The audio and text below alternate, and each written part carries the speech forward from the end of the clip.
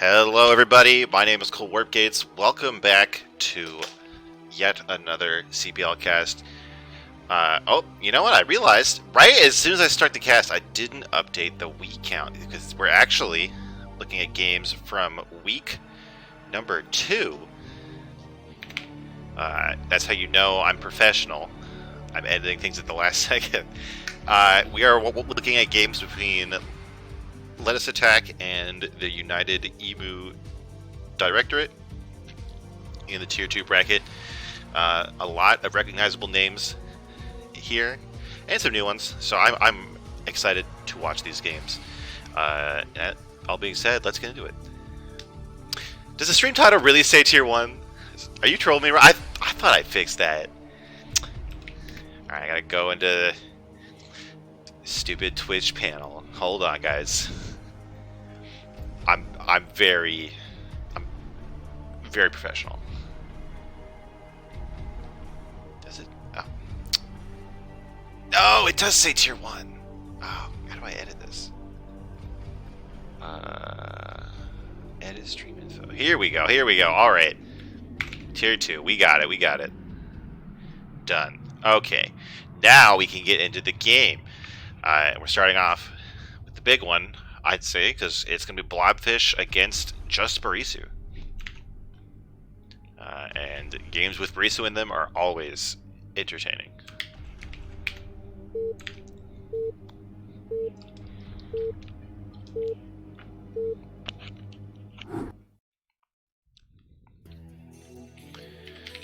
In the top right of butter, it's the pink Zerg blobfish.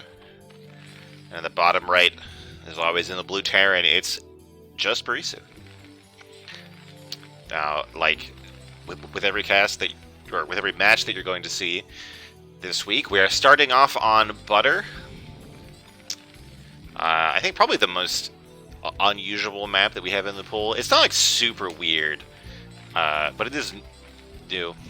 It is the newest map in the pool. That kind of like one of, if not the newest maps in the scene, so to speak. So might see some wacky new things on here, especially from a Borisu, who is so infamous to have his own emoji on the CPL Discord.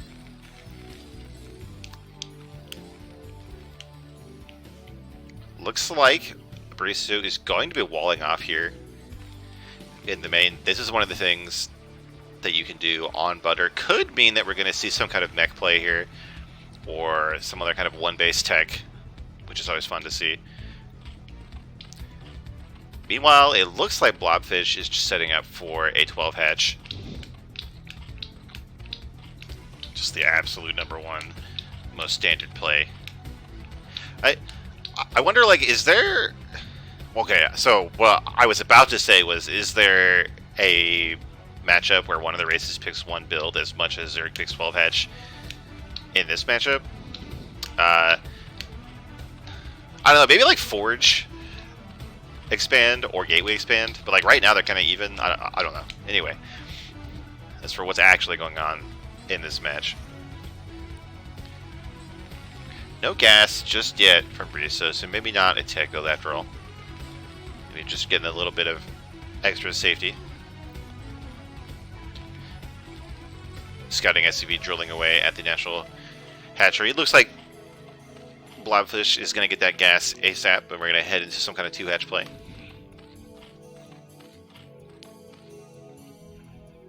Keeping the Overlord here is kind of interesting, because it's actually not safe, right? Because Marines can totally go up here. You want it like here or something? Anyway, the scouting drone does try to go in, is blocked. So won't get to see what's going on, and it's actually a second barracks. I think I know that I casted Borisu last week, and I'm pretty sure he did this same thing. This one base 2x academy. Yes, here we go.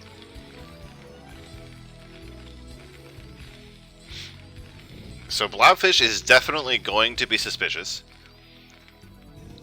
Knows that there was a wall. Knows that Borisu has not expanded yet. We usually see the Terran expand on 15 or 18 supply, so pretty early in the game. But there's a lot of stuff that Terran can do behind that wall. It could be what we see here. It could be some kind of Goliath build. Could be vultures. Could be 1-1-1. Ooh, it's actually 3 barracks. So we're going to see a lot of Mariners. We have some Lings here trying to poke at the wall, but they too will be repelled. Maybe able to count the Marines possibly and see that it's too many for one Rax. Yeah, especially if the second Rax here is rallied over.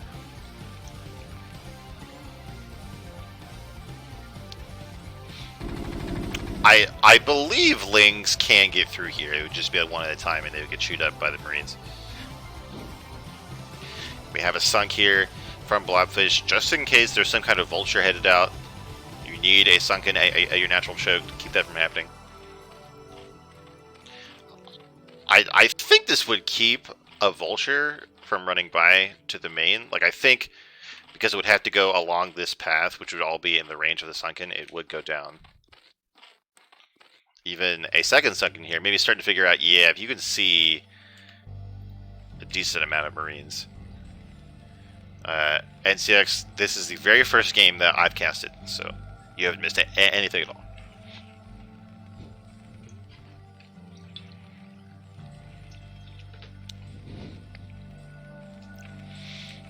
Yeah, this biocount's starting to rise here. I think we're going to push when we get this fire bat. This one fire bat to help clean up Lings. The stim will be ready too. Only 2 sunks so far, which I feel like is probably bustable by this, but the relatively long rush distance on Butter is going to give blobfish plenty of time to react, unless the Lings get out of the way. But the Overlord does light at sea. There you go, and the blobfish comes back in. So blobfish knows what's coming. Adds a 3rd creep colony here. I think even a 4th one we just saw. No, just a 3rd one. The Spire is done, by the way, and blobfish has not made too many Lings. There's going to be plenty of minerals and larvae left for these mutas. Are the 3 sunks going to be enough? This is a lot of Marines here. I think the rule is generally Terran needs 1 medic per sunk to break, but I think we're about to see that be put to the test here.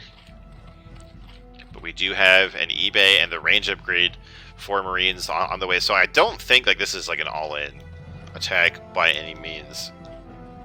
You know, I don't think Borisu intends to just end the game here. But Zerg is quite ahead in drones, has these mutas on the way. We see an eBay ready to build turrets, but it actually is going to be a bit late here. We're actually getting a bunker to use as our budget turret here. It's only a few. It's 6 mutas. I wonder if pulling back here is the wrong move. Like, should Borisu have like stimmed in just to force the mutas to come home? But I guess a blobfish is very confident in those sunken colonies. Now this turret, if I can select it, is getting picked off here. No repair whatsoever on that. The entire force is back for Borisu, and now I think Zerg is going to feel very, very comfortable in this game. They know where the entire army is. Arlen did lose a good number of mutas there, but should feel pretty safe right now. Yeah, and Nightcat points out that I called the bunker the budget turret, but it actually is much more expensive than a turret.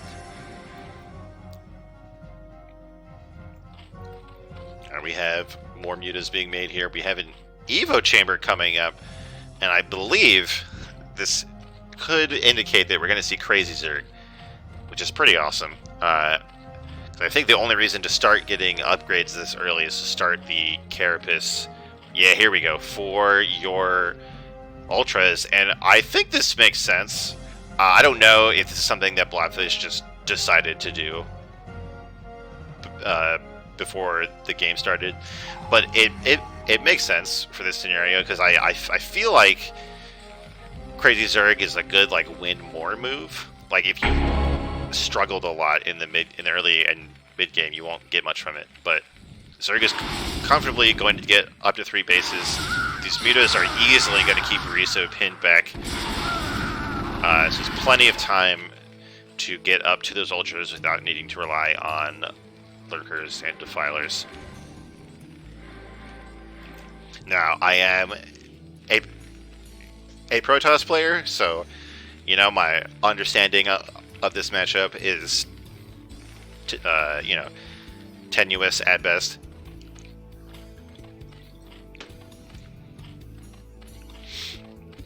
We have the Hive already coming, the armor working along here. Third base a bit later than it could have been, but I mean we're way ahead of the Terran in the income. Like the Natural's not even been transferred to yet.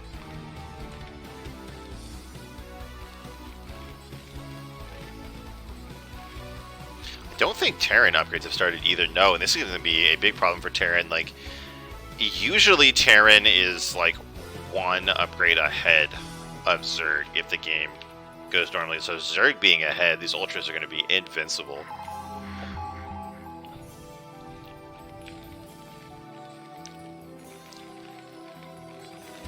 There we go. The armor upgrade has started first. I don't know what kind of crazy new meta this is. Maybe like, I think if you have a level of armor, it takes 3 shots from a lurker to kill a Marine, but that's not going to be what happens in this game, let me tell you. Although I think Ultras also do 20 damage, so it'll take 3 hits from an Ultra instead of 2, but not really what you, not the ideal situation.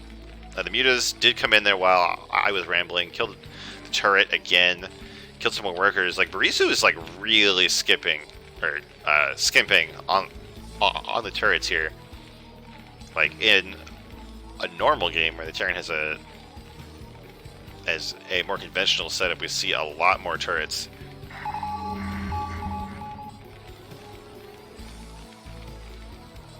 Okay, you get to see all of the regulars in the chat. Skia, Superman, NCX, Neblime, and FridgeRaider, who will be casted later on. Oh, there we go. Look, it's the Ultra Cavern. I have learned something. See? I can eventually absorb enough information about this game to sound vaguely smart. Now, Borisu is moving out with the epic conga line formation here. Extremely susceptible to mutas, but blobfish does not catch it. And these are the same 3 sunks from earlier in the game, and this force from Terran has only grown larger here. You have a bunch of panic links being made, but they have no upgrades. They don't have speed. Oh my god, they're going to get chewed up here. The mutas are just pouncing on this buy ball. Is it enough? I think in combination with the sunks, it'll be just barely enough for blobfish to hold on.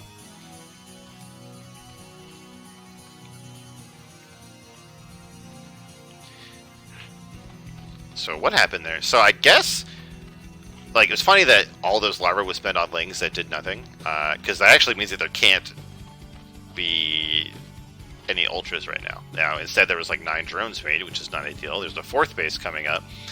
So Terran's not happy about that overall, but the fact that no ultras coming out does mean that Terran will be able to continue playing the game.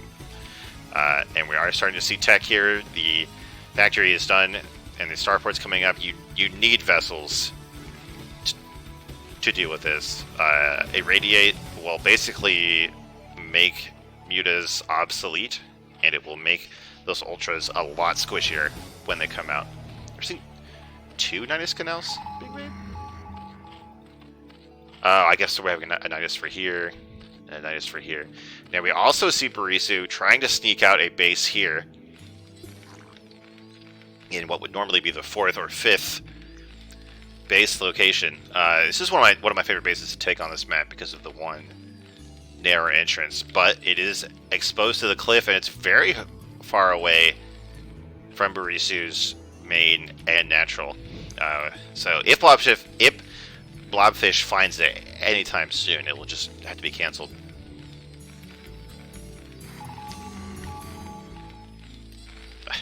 I guess Borisu has the star sense to just scan behind his natural and see that there's mutas here. The ICVs do have to get pulled. Like, I cannot believe how few turrets have been made in this game. Like, maybe it's just because I'm a Protoss, and whenever something goes wrong, I have to make like 8 cannons. But I just would expect Terran to have to make way more turrets here.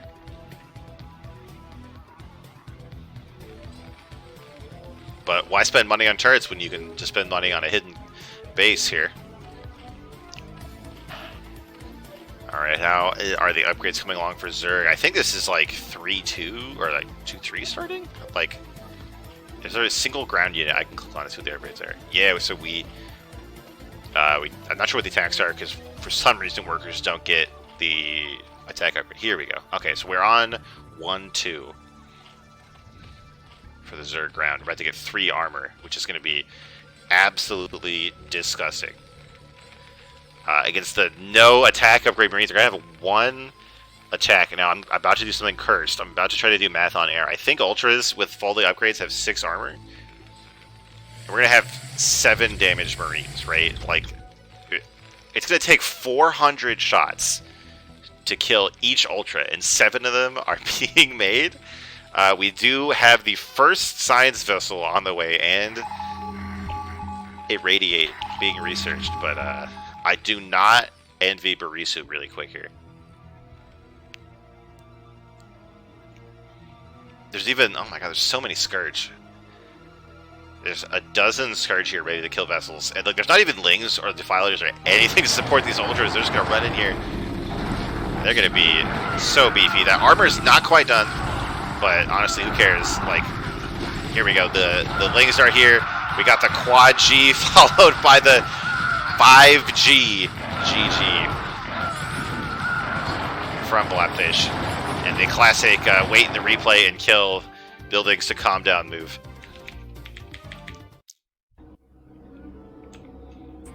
Alright, we're going to get into game 2.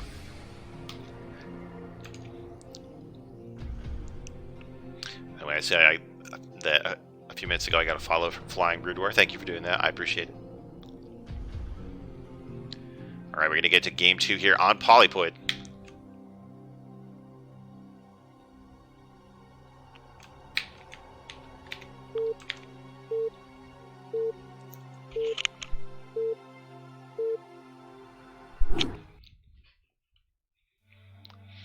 Alright, in the top right of Polypoid,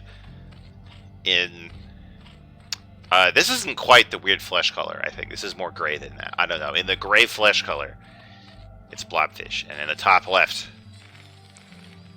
as always in the blue, it's Borisu as Terran. So Polypoid, relative to most maps in the game, is still pretty new. But it's been around CPL for at least 2 seasons. I'm pretty sure, actually, now that I'm saying that, I don't remember if it was in the map last season or not. But it has been on ladder for quite some time. It's been on ASL and other tournaments for some while. It's a very comfortable map, I think. It feels like Fighting Spirit with some tweaks, which I think is fun.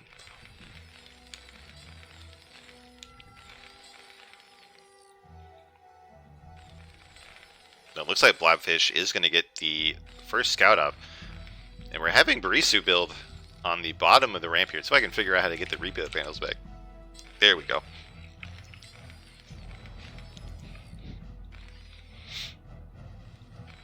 Now, I don't know what this position means of the first depot. Like, I think maybe, like, you have the command center here, and then you have your Marines here with, like, maybe a bunker. Does this mean we're going to see, like, a command center first or something? Because I feel like if you're going to wall off... No? Alright, so we have a barracks here. I feel like if you're going to try to wall off the whole choke, it would be like barracks depot, but I don't even know if that's tight. Probably not. Terran players in the chat are telling me it's aimed for 15cc. So I guess we'll take them on that. I feel like I usually see Terran build their stuff in the main.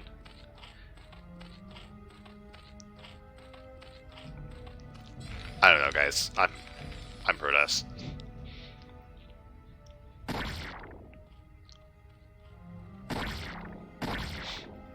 The scouting SCV does find Zerg. Should be able to read what kind of build this is. The hatch at this health at this time. It is another hatch first. Could be not a 2-hatchery build here. We're not seeing the gas taken yet. I don't know what that means. We could... So we do see Zerg aware that there is a fast command center here. Are they going to do anything about it? Ooh, we do have a 3-hatch here with the gas.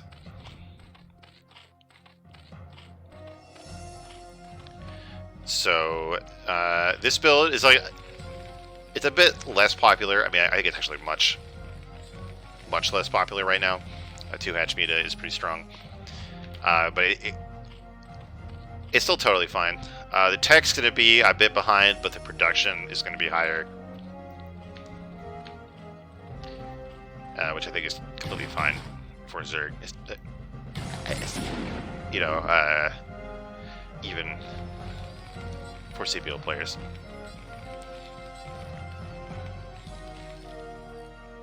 And the expansion is coming up, getting a bunker. The second barracks is here. Now that I'm thinking about it, I don't remember if in a normal game, if he goes like barracks, expansion, academy, and the second barracks, or barracks, academy, barracks, I don't know. Oh my god, but it's not tight. Lings are going to get in here. And only one of them dies? Oh, that's disgusting. There's 5 Lings in the base of Borisu. And he doesn't want to risk just emptying out the bunker because there could be more Lings on the way here. Oh no, but you don't want to give up the whole main though. Oh no, what a disaster for Borisu here. These Lings are going to be such a nightmare. Back at home, what are we seeing from Zerg? Ooh, it's not going to be 3-hatch Muta, it's going to be 3-hatch Lurker. And I think this is going to be really rough for Chern to deal with. Like, the game plan has been set back pretty far already. These Lings do get cleaned up. Finally chooses to take the gamble here and leave the bunker empty. So, what am I trying to say here? What can Borisu do now? Well, he can transfer half of his workers back to his main. That could happen. We don't see any attempt at scout. Okay, never mind. So we do see an attempt at scouting. Seems like it's aimed more to find the 3rd base. Did Borisu see the 3rd hatchery? I don't remember. I know there was a scouting SCV in this space at one point. I don't know if the buildings were there when it was there. But these Lurkers are going to take a very specific response here. Oh my god, and the SCV just walks in here and sees it. The wide walk SCV gets all of the information here, and what is Borisu going to do about it? Now, 3-hatch Lurker is not all in by any means. You still have a decent economy as Zerg. I mean, we even have more workers than the Terran, but it does still require a very fast response from the Terran player. We need to see these 2 bunkers, as we do, and we need a turret. Now, I remember a cast last season where Neblime promised me that Terran would only need 1 turret. But I feel like just be safe and just get 2. Like, don't be so greedy. Like, what if they just snipe your 1 turret, bro? We have a bunch of Lurkers on the way. 7 Lurkers coming. No Lings to support them, so I don't know if we're actually even going to see an attack. Okay, I mean, I said no Lings. There's 4 Lings here. And it seems like blobfish is going to get a 3rd base. Which is totally fine. I mean, like, there's no need for blobfish to go all in now. Terran has caught up on the workers a bit, but that's still a fine situation for Zerg. And as I say all that, Zerg is moving out here with these Lurkers. Oh no, what are you doing, Borisu? Oh no, what are you doing? Get back in the bunkers. There's not even a turret yet. What? There's no turrets. Oh my god, what is happening? There's been an eBay for a while. Oh no, the bunkers are gonna be chewed down here by these lurkers. All the Marines die instantly as soon as the bunker dies. What is that? The mineral line is being busted right now, and look, in the time that it took to build these scanners, lurkers have killed the bunkers, killed the Marines in them, and forced a retreat from the main. There's a bunker going up on the ramp. There is a turret here, but there's not that much stuff to actually shoot the lurkers. Oh my god, lurkers are right on top of the barracks, and Borisu taps out. Only 2 Gs. But it is game over either way. And that's going to be the first series in favor of Lettuce Attack. I forgot to update the series score, or the match score during that game. That's okay. That 1-0 on there now. Yeah, see, that's why Borisu didn't win. He didn't make any nukes. Alright, next series is going to be FridgeRaider against Mandalore. Oh, hell yeah, it's a PvP. Let's go. Everyone's favorite matchup.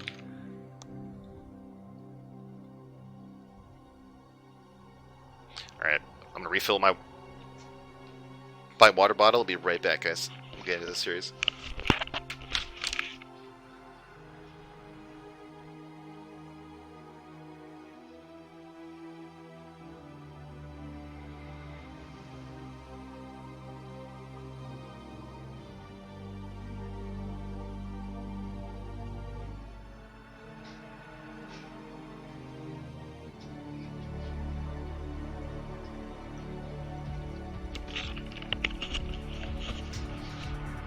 Alright, let's go.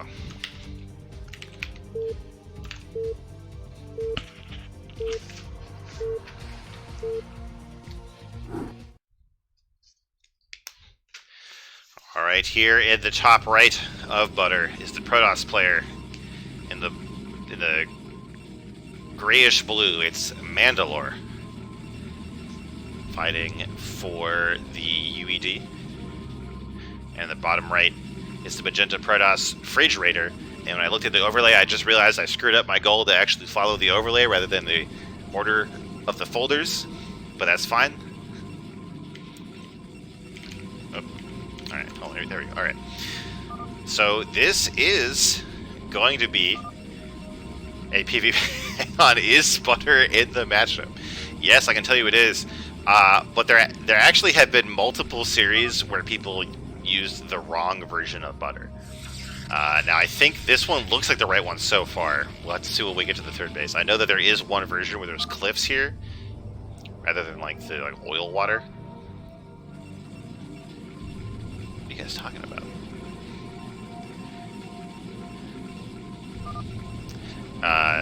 No, this is the correct first map. FridgeRaider, I do want to give a shout out. I've seen FridgeRaider in the chat, like not only in my stream and in the official CPL streams, but like in BSL. I think I've seen him in like Tasteless's stream.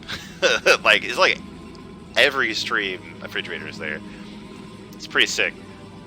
Now it looks like it'll be a 1 gate from FridgeRaider and a 1 gate from Mandalore. So no 2 gates. Oh, well, yeah, never mind. All right, we have a 2 gate from FridgeRaider, and I think that this is basically always a strong choice for PvP, especially in Tier 2, and especially on a flat map like this. It's that much harder to hold your ramp when there's no ramp, right? And like I think, can you hold this with 2 zealots? Like I think maybe you can block it with 2 zealots, but 3 zealots will be able to attack.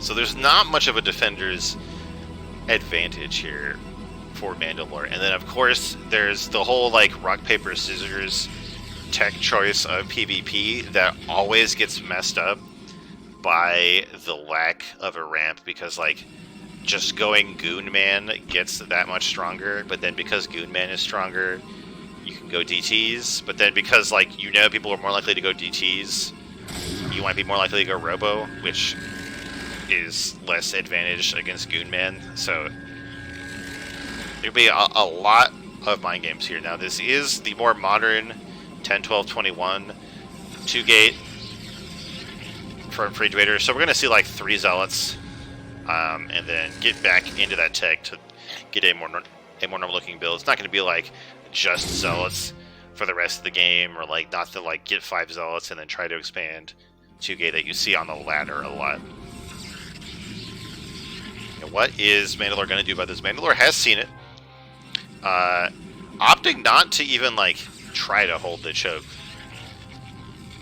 Now, you're not going to be able to hold it, but especially with your Goon, you want to send your Goon out as far as possible just to kite the Zealots, just to get those extra like 4 to 5 hits in and buy time for your next unit. I'm pretty sure you want this to be a Goon too. Like, if you make one Goon, you might as well keep making Goons.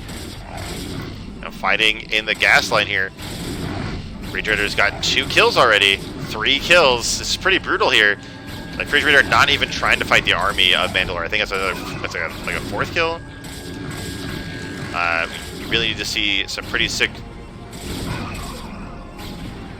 probe drills here. Alright, so those 3 Zealots are cleaned up, but look at the worker counts. FridgeRaider's up 8 probes. That's like a dream scenario for the 2-gate player. And look, one of those probes is being forced to scout. That means the economy of Mandalore is going to be even further behind. Like, there's, you know, like, at this point, FridgeRaider is just ahead. Like, more probes, more units. Like, I think, like, the range of Mandalore might be done, but, like, in other, you know, in, like, every other dimension, a FridgeRaider is just really ahead right now. And, like, I just recommend, like, if you're one of these lower tier Protoss, or honestly, like, fuck it, if you're like tier 1 or tier 0, just go 2-gate. It's so good. Like, at like the very highest skill level, they have the micro that's required to defend it with 1 gateway. But like, until you get there, it's still just really good. Now we have FridgeRaider not content to sit back with the advantage, choosing to poke out here with 6 goons. And the thing is, Mandalore did get a 2nd gateway pretty quickly here. So there are 4 goons and 2 zealots. The 6 goons are a bit ahead. Oh, but we do have the next 2 goons coming out. So actually, Mandalore does have more units right now in this part of the map. So there's no reason for FridgeRaider to fight here. He is retreat, trying to pick off a goon on the retreat, but actually doesn't get it. It's got 5 HP. So actually, FridgeRaider loses 2 goons here. Starting to look kind of bad. Oh my god, what happened? I was just talking about how far ahead FridgeRaider was. Now 4 goons have died here. This 1 goon is just hanging out here, limping along. Now, please tell me, okay, we do have some rallied goons here, but is it enough? I mean, I think maybe with the choke, it could be enough to defend her. Getting a shield battery, never a sign that you're very confident in your chance of here. Oh, here we go. We have the clutch 2 goons coming out now. Mandalore is the one that's outnumbered, and the game is going to stabilize here. We have the observatory and the Robotech and a 3rd gateway coming for FridgeRaider, as well as a 3rd gateway done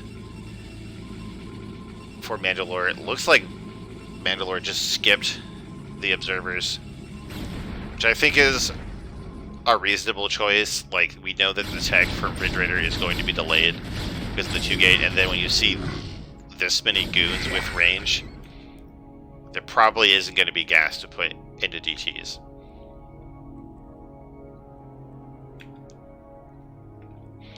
We have Flying Brood. We're pointing out in the chat that like having this many probes on one base actually doesn't help you that much, and like it's completely normal in PvP to stop making probes on one base around like 25-ish, depending on your build, and then restart making probes when you put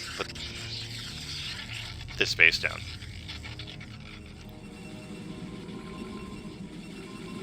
Which we have shuttle speed coming for Mandalore here. Could just bring the shuttle along with an attack, or like could like poke at the front with the goons while flying into the main with the shuttle. So whenever there's a Reaver in the game, the worker counts should not be, should be considered very volatile. And the observer from FridgeRaider gets there just in time to see the drop leave. So FridgeRaider could have the information needed to defend this. Like, just take like four goons, put them, like right here. It's probably a good place. Instead, we're going to move almost all of the units back into the main, which is fine here, but could lead to being hit in the natural. But nice reaction from Mandalore with that shuttle speed, just turning around on a dime, keeping all of the HP on the shuttle alive. The Reaver finds that one probe. Oh, hello there, Simply Ill. Good to have new people in the chat. Now, I think Mandalore really needs to expand, like, not that much damage from the drop. The natural nexus is done. No probes are there yet. FridgeRaider just wants to defend one area here. This cannon will not help, right? Because you can go in from like any other angle and get to the mineral line. This cannon has to be like here to be really effective. The thing about like cannons as defense for drops in this matchup is basically you can never have enough cannons, especially when it's like storm drop. Like, you would have to get a disgusting amount of cannons to actually stop a storm drop. So it really is more about having vision on the map and having quick reaction time to pull probes and send units. But anyway, we have another conga line here, and the shuttle from FridgeRaider is way too far forward. Oh, but it does not die, and it drops with the Reaver here. And actually, there's a big goon count lead for FridgeRaider here. There is a Reaver on the defense from Mandalore, but where is the shuttle? It's actually really important in these fights. This Reaver is out front and overexposed. It gets picked off by these goons. Meanwhile, the Reaver for FridgeRaider is very healthy. I think a natural here is pretty much forfeit. That shuttle comes back. Actually had another Reaver in it. Looks like it was attempting. Oh, actually, it looks like it killed a ton of probes back while I wasn't noticing, because there's only 20 now for FridgeRaider, but the natural expansion is dead, and FridgeRaider does not feel the need to contest this any further. Yeah, so I definitely missed a drop, because we were commenting on the fact that FridgeRaider had possibly too many probes, and now there are, I can tell you, not enough probes. Now we have a FridgeRaider in the chat explaining this thing that happens to me all the time. If you have two gateways or more on the path where probes would get transferred to, they like get stuck in between the gateways, and they just like go back and forth and up and down, and it's basically the worst possible scenario when there is a Reaver. So it looks like that that's what happened here. So definitely unfortunate. But if you look at the supply, you see that FridgeRaider is definitely ahead. The Natural Nexus is being remade for Mandalore. Was there another drop? Yes, there was another drop. A 2 Reaver drop. Mandalore not afraid, but this is what happens when you get too ballsy with those drops. You have nothing to defend your front. And with the goons that were left behind and the ones that in this Reaver, this drop would go down. Yeah, and as Superman is saying in chat, this is something that happens on Butter a lot because of all the different paths in the middle of the map. It's very... It happens a lot where the two players kind of move past each other and end up at each other's base. I can tell you that happened in my match this week. So I definitely feel that. And we are going to put one on the board for FridgeRaider. Oh, hello there, Red Tornado.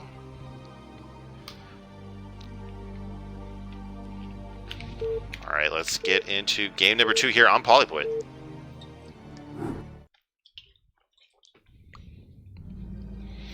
Alright, in the bottom right of Polypoid, winning the previous game, returning as the Magenta Protoss, it's FridgeRaider. And the top left, in the classic navy color that's too dark to read, it's Mandalore. Oh, but they did hope, you know what? Let's do red and blue, so we can actually read it. So good on you for hosting in a top responder. So Polypoid in PvP is a much more standard map. There, of course, is a ramp, and it is a 4-player map. That just means that the likelihood of cheese is just a bit lower. The likelihood of skipping Robo is just a bit lower. 2-gate, still completely viable. We did see 2-gate work very, very well for FridgeRaider, and like after that game 1, I would see no reason not to 2-gate, because like if you sense weakness in your opponent that they don't have the knowledge or the skills that are required to defend a 2-gate, just keep going. Like the risk of going 2-gate is very small, I think, but the potential rewards are pretty high.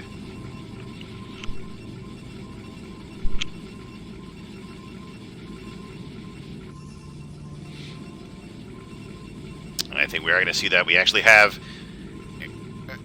a second gate here for FridgeRaider, but oh my god, I'm so happy that I get to cast these games because we have a 12 Nexus. And you know what? Until this day, I am the only person who I think has ever gone for 12 Nexus in PvP in the CPL. And I've won literally every single time with it.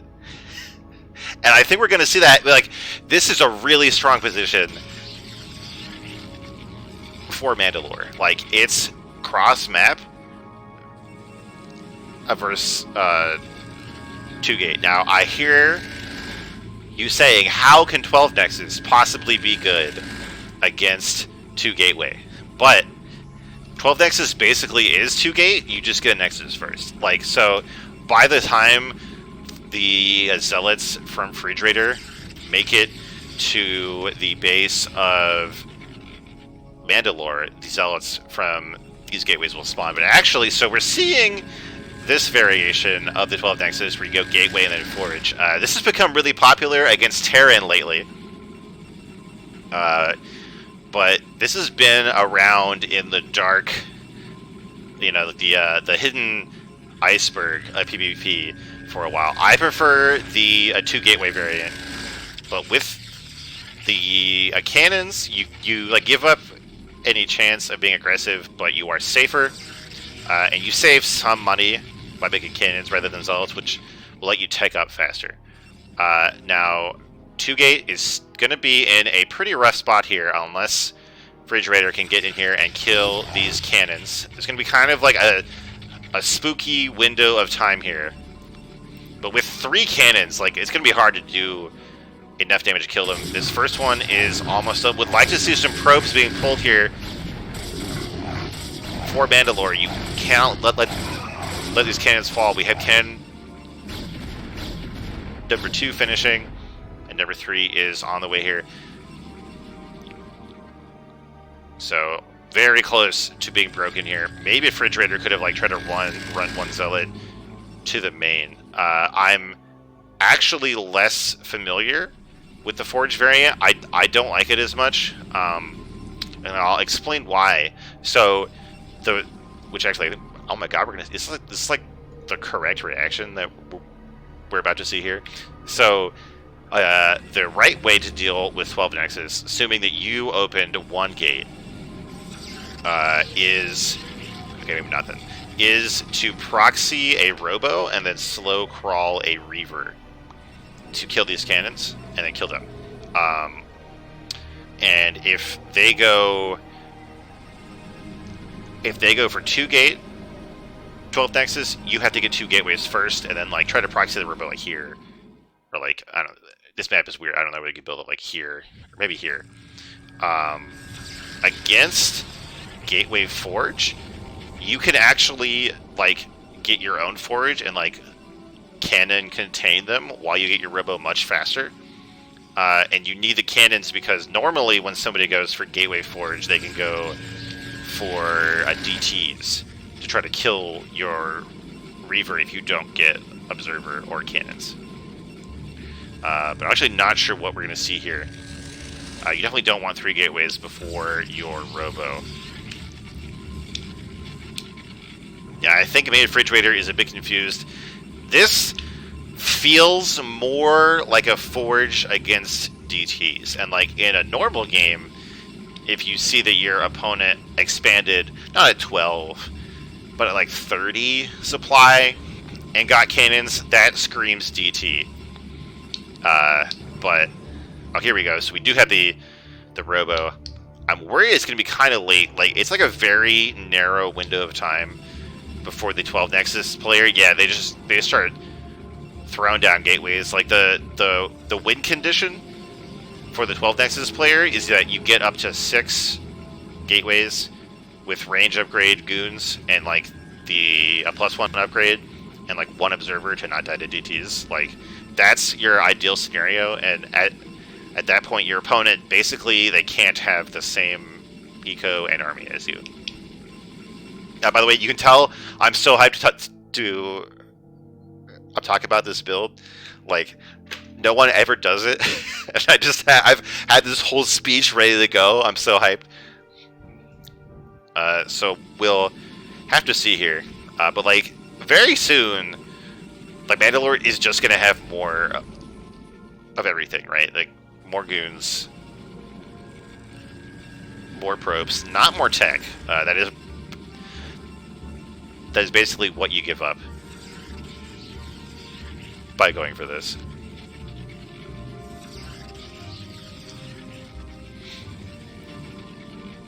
I do want to give it a shout out to my boy Least. Like 2 years ago, like, we both got destroyed by 12 Nexus by some guys on ladder, and we were so angry about how dumb it was that we practiced like 20 games of it, so now we know all the ins and outs of it. And like I was saying, like, it's like undefeated in CPL, and I'm the only person who's ever used it. Like, at least like didn't even use it. I'm so glad that it's finally someone has taught Mandalore the dark art of the 12 Nexus.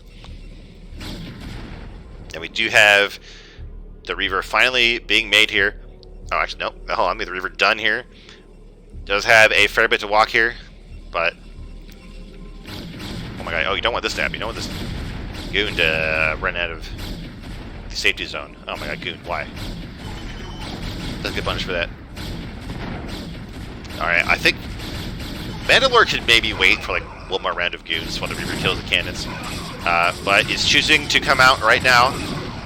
Pretty close army sizes on both players. Don't want to dive too hard on the Reaver. You'll take a ton of free damage. And let me tell you, Reavers absolutely destroy slow zealots. Like all 3 of those kills are slow zealots. We're seeing FridgeRaider push this contain up just a little bit more. Maybe getting some cannons here, maybe getting some shield batteries. 2 Reavers is really scary. We're not quite at that 6 gateway mark yet. Don't worry about drops, honestly. Like, if you see them slow walk a Reaver, they're not going to do a drop. So at that point, just pull all of your goons out. Now, we do have a lot more goons here for Mandalore. I think that FridgeRaider is being overrun here, and the Reavers are being shut down. The goons took heavy damage here, but there's one backup cannon in the back here. We need to pull those probes and block off this cannon. The reinforcing goons are going to bring this fight in favor of Mandalore, I think. Oh no, the next Reaver only just started and FridgeRaider taps out. A really close hold here. Like, you can tell, like, if the Robo was started before the third gate, that would be like a 20 to 30 second faster Reaver, which would, like, I feel like it would have smashed that. And then, like, 2 gate is pretty, it kind of sucks when you go 2 gate and you get stuck versus 12 next, but, like, if you went for a normal 1 gate goon build, your tech is going to be much faster. You can get that Robo started much earlier. Anyway, that was an exciting game number 2 there. I'm super hyped. We got to see 12 next. Let's get ready for game number 3. As soon as I do this, there we go. 1-1. Okay.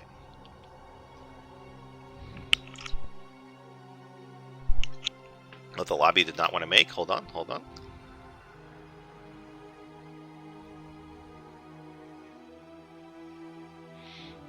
Okay, here we go. We're headed to Eclipse, and I've talked a lot about how the maps affect this matchup. We're about to learn a whole lot of other stuff, I think. Alright. In the top right of Eclipse, back in the colors from the first game, in the grayish-blue Protoss, it's Mandalore pulling out the 12 Nexus and winning my heart. And in the bottom left, it's the magenta Protoss FridgeRaider. Now Eclipse is, now that I think about it, basically in between the 2 maps that we just saw. It's 2-player, but you still have a ramp. And it's also a lot more mapped out because it's been in the map pool for a lot longer. I haven't looked at the stats, like, on the ASL cast. Like, I think Taisel has said that, like, this is like the most played 2-player map ever. So there's a lot of resources to learn from on this map in any matchup. If you've ever played on the ladder, though, it gets really goofy. Like, 12 gateway or 2 gate is like the default. You see a lot of proxies. Look at that. Both players started the gateways like the same time. That's pretty sick. You see proxies like in base. You can sometimes see like fucking like cannon rush. There's so much space behind the minerals. The Mandalore going for that 1 gate again. And FridgeRaider just sticking to it, going 2 gate, probably making their coaches proud, because, you know, at least for the coaches I've talked to, like, this is what they want you to do. They want you to pick 1 build and get really good at it. I always feel the urge to throw in something goofy in at least 1 game. Wait, is FridgeRaider, or is Mandalore not scouting? Oh man, you can't do that. Like, you gotta scout after Gateway at the latest on Eclipse. Now it looks like Mandalore is doing Zealot Core Zealot, which is a build designed to I don't want to say counter, but like minimize the damage from 2 gates. So you delay your core a bit, but you get 2 zealots, and then like by the time the 3 zealots get here, you're gonna have 2 zealots with your goon like almost done. And on a small ramp, like we have on Eclipse, even if your opponent has 3 zealots. Only 2 of them can fight you, so it feels pretty good. Oh, but no. Okay, so we didn't go zealot core zealot. All that I just said was not relevant. It basically was just 1 zealot before core.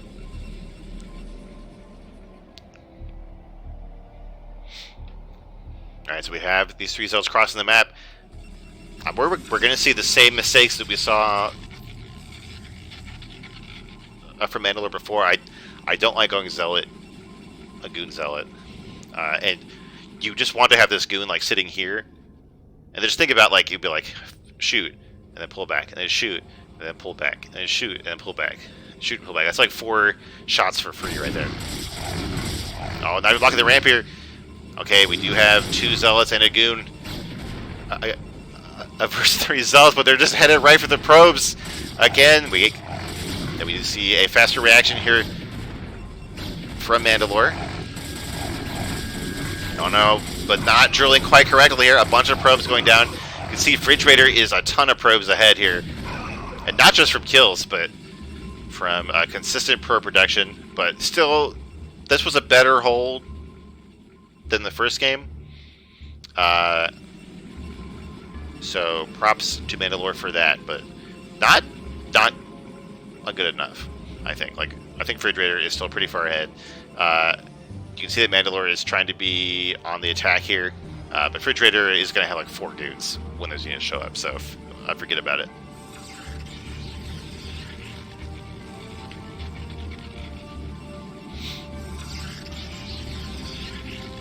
Ooh, getting a forge here. I don't know what this is for. Like, you were in the base, so you know it's not DTs, and if you're going to go for your own DTs, you can get the forge really late. Like, you can get the forge, like, after your archives, and then put a pylon here, and then start a cannon when you start your DTs, and you're probably going to be fine. I guess you might want the cannons a bit earlier if you started with a 2-gate, because your tech's going to be later than theirs, but don't get the forge. This is all I'm trying to say. Because we have Mandalore trying to catch up here, trying to sneak a base out. Which is, I think, probably a reasonable choice. Like, you're going to be in a bad spot if FridgeRaider attacks, but I think it's a reasonable gamble to take when you're up behind.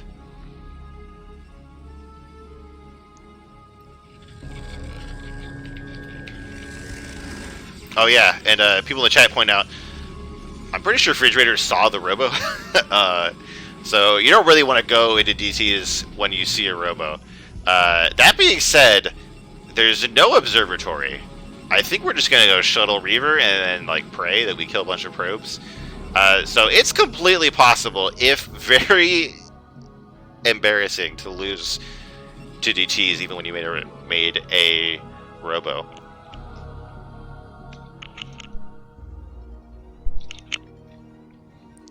Oh my god, look at this.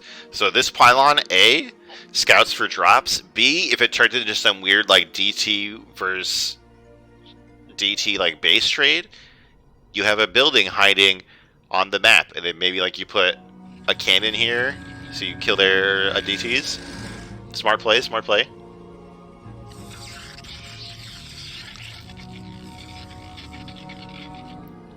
Alright, so we have these DTs crossing the map. The robo is done with the Reaver. We got to see that observatory started as soon as possible. Actually, it started somewhere. Oh, hiding behind the title card. Alright. If this observer comes out as soon as possible, and like maybe if Mandalore like blocks the ramp, these DTs won't end the game. But I think they're going to get a ton of damage, and we're not blocking the ramp. The DTs are going to get in the main. Oh no. What a disaster.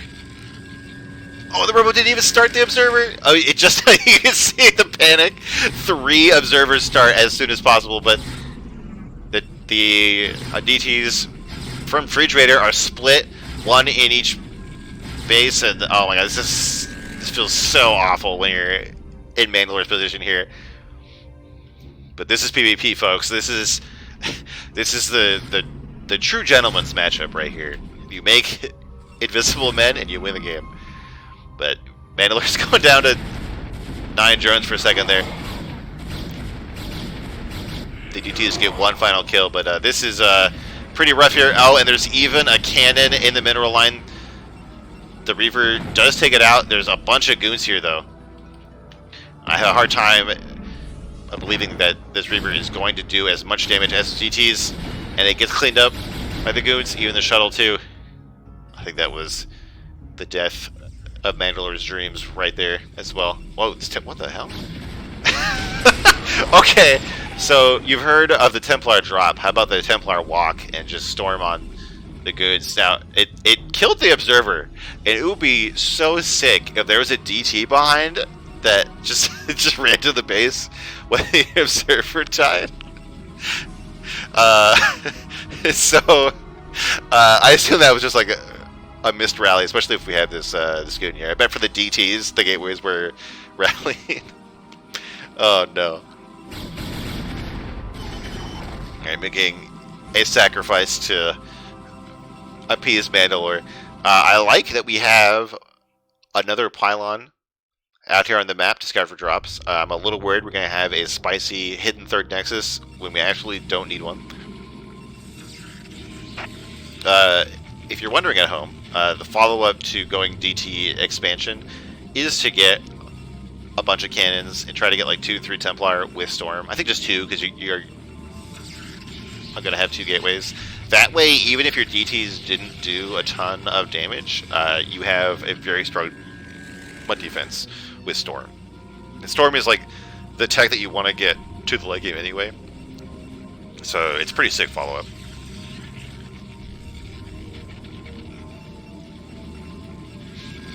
Now we're getting the standard 10-minute goon range, 10-minute observatory. So we're getting a shuttle, possibly for storm drop.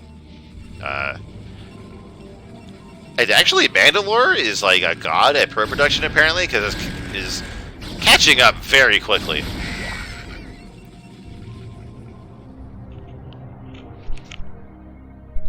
But I don't think that this attack has much chance of winning the game here. Like, FridgeRaider has, I think, like the same amount of goons. Yeah, 1 more goon, and 3 Templar, and 4 cannons. Like, I don't blame Mandalore for trying, but I don't like their odds. Okay, now this could be one way to lose the game. Take all of your Templar and try to drop when you're already like double on the probes and your enemy's right outside your gate.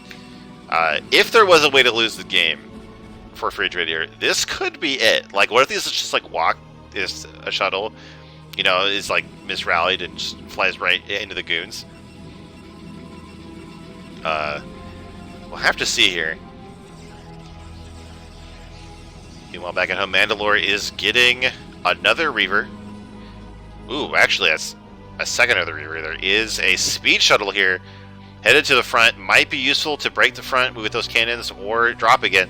Meanwhile, we have a storm drop in the natural. Our FridgeRaider gets a bunch of kills. And there's 2 more Templar headed into the main. Well, I love when there's a storm drop and like Templar just hangs out in the base. Oh my god, 6 storms here. And then 1, I don't know what that was, but poor Mandalore is back down to 13 probes. Something happened to that shuttle with the Reaver in it. But it wasn't pretty, whatever it was, because there's still a high amount of probes left for FridgeRaider.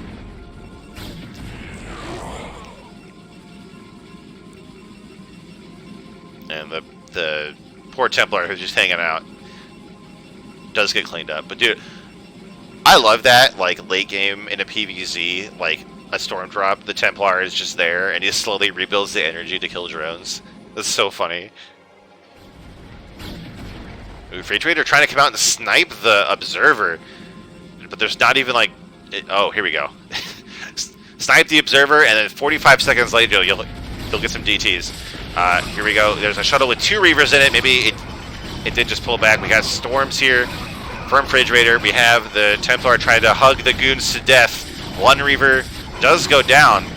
Actually, I guess, like, because all the storm guys died already, it was kind of a much closer fight than I would have expected, but FridgeRaider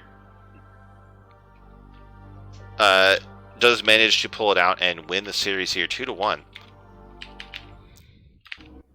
Which is going to be another win for the Lettuce Attack team here.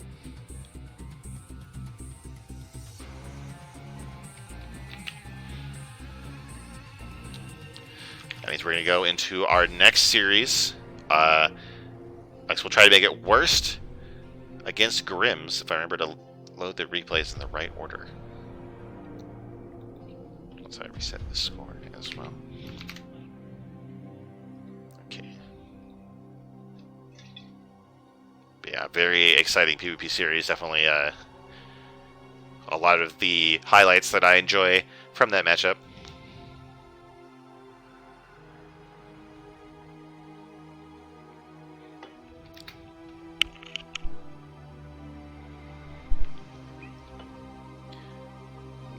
Alright, we're going to get into grimZ against worst.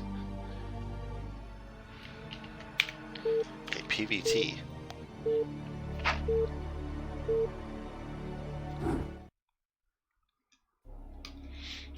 Here we go, in the top right from the UED, in the, I guess, olive green Terran, it's grimZ.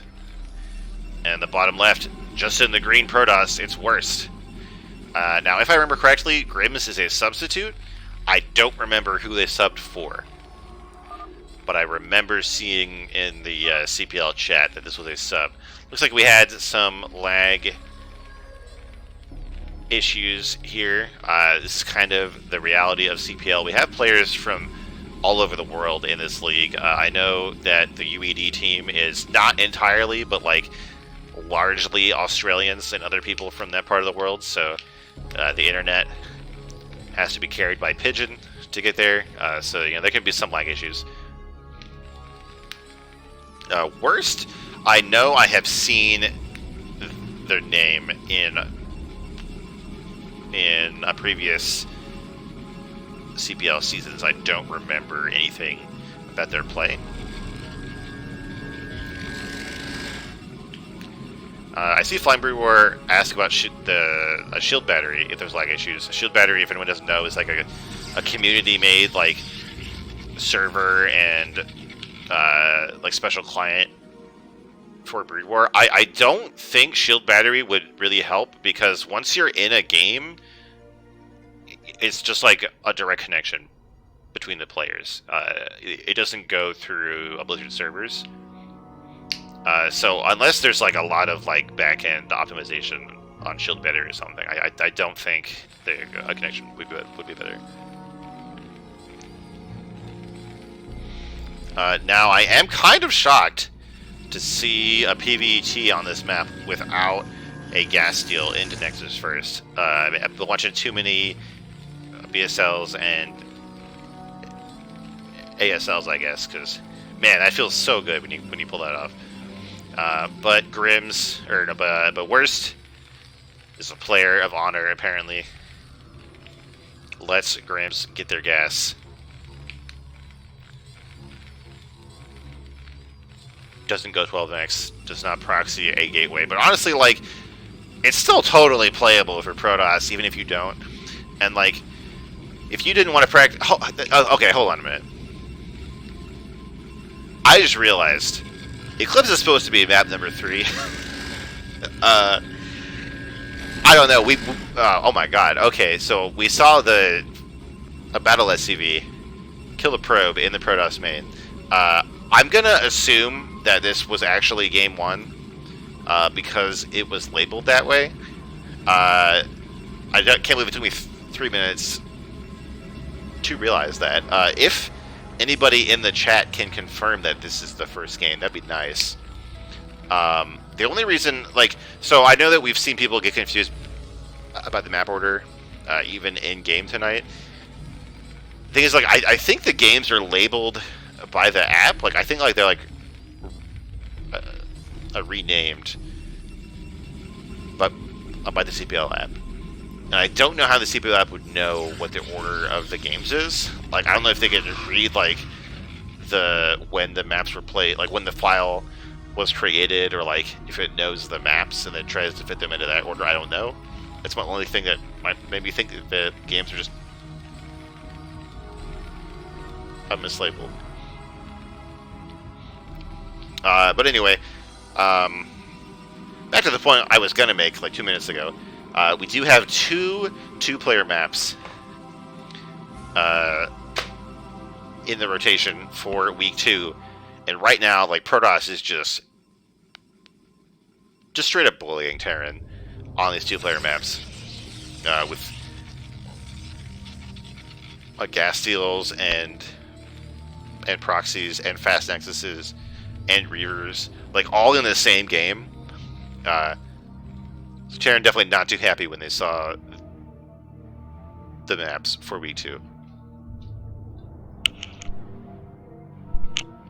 Now we have grimZ taking a very safe expansion here, staying in their main base.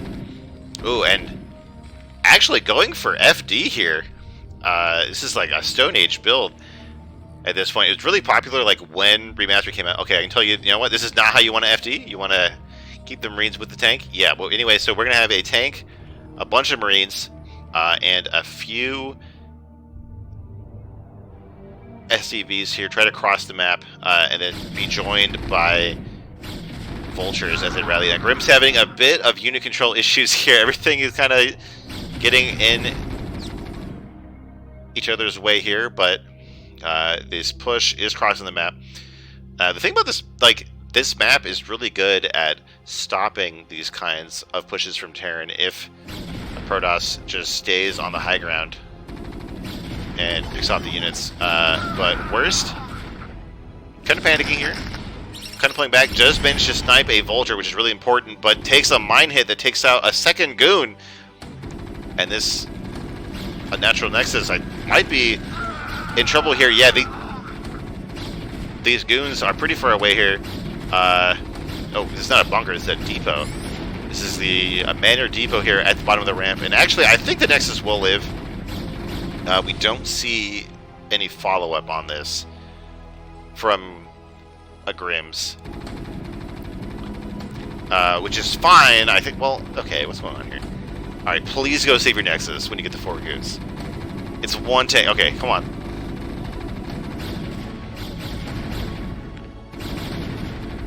Okay, so the nexus will be saved. Now, the thing about the FD is it doesn't have to do that much damage, and it doesn't have to commit that hard. Like, so both players kind of took more damage than they had to.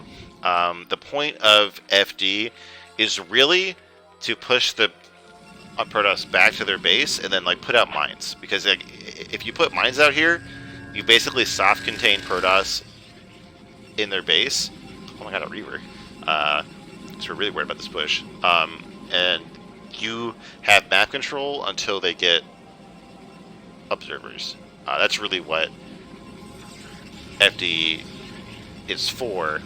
Now it still is kind of rough to micro against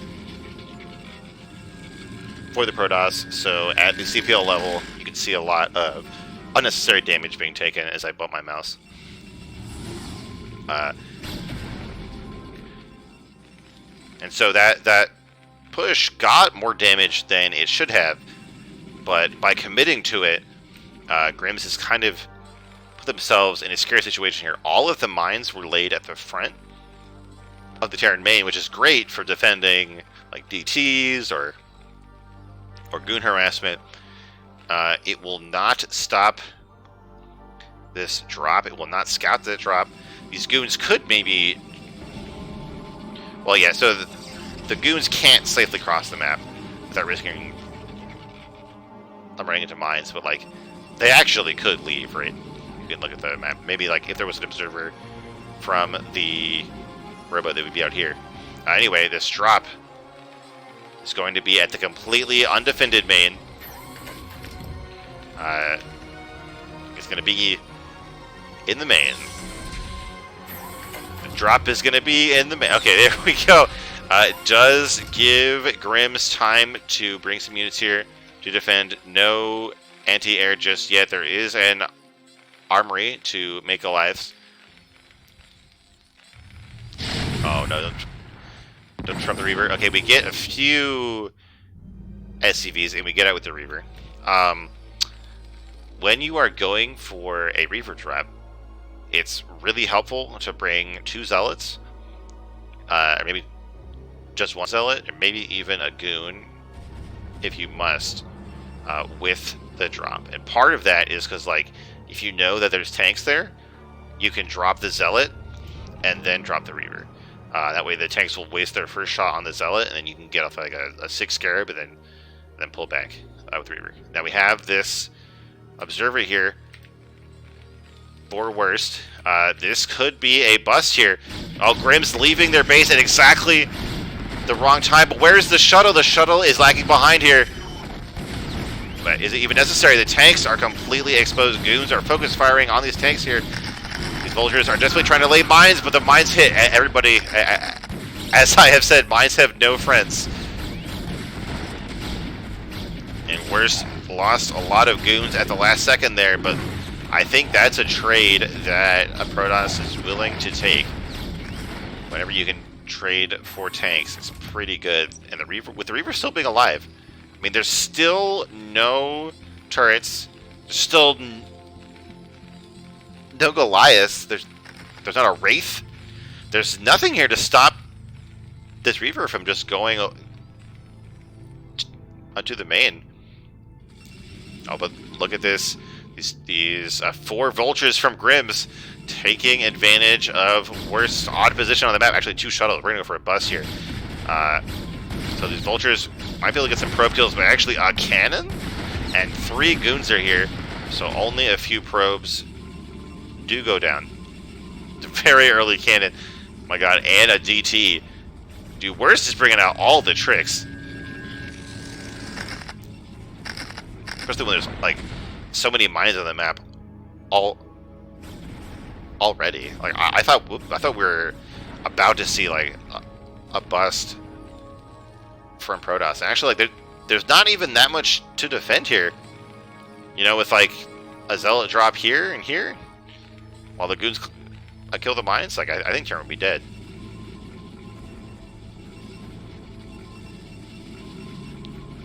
Some more vultures trying to be annoying here. Both players trying to build up here. We see a very fast Storm in this matchup from worst.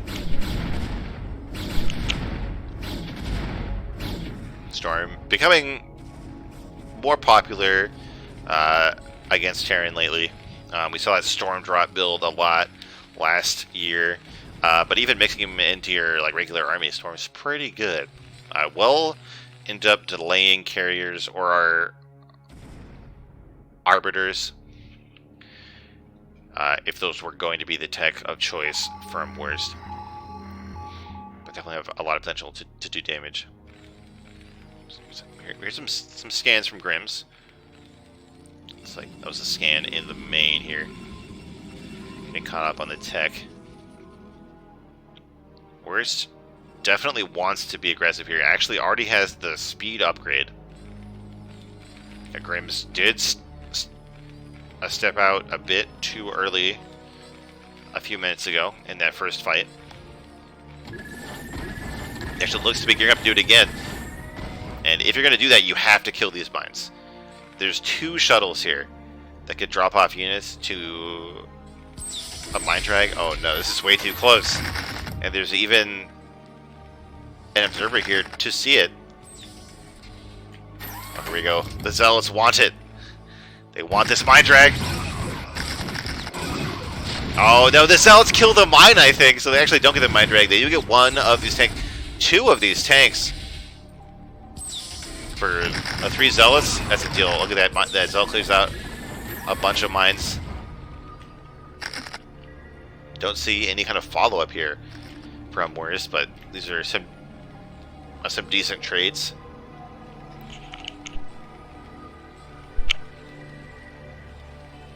And we have the 3rd base out for grimZ. Not that early in the game, but pretty greedy for the state that Terran is in right now. We actually have this third, pretty late for Protoss here, down in the bottom right. So both players don't want to end it right now. They're like kind of tenuously continuing to expand here. I wonder if this probe is if this base was a reaction to this vulture being here. You normally want your third base to be closer, but I guess this part of the map is controlled here. And this is one of the things about this map. Like, if one player gets one of these bases, it's very easy for them to get the other one as well. And they're pretty hard to break. It's just a very narrow ramp to go up there. It's a very awkward spot for Terran to try to bring the whole army, for example. So once Protoss gets these, it's going to be very hard to uproot them.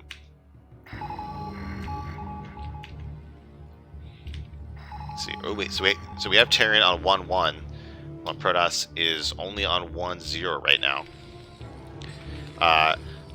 I wanted to bring this up in the TVZ that we watched first.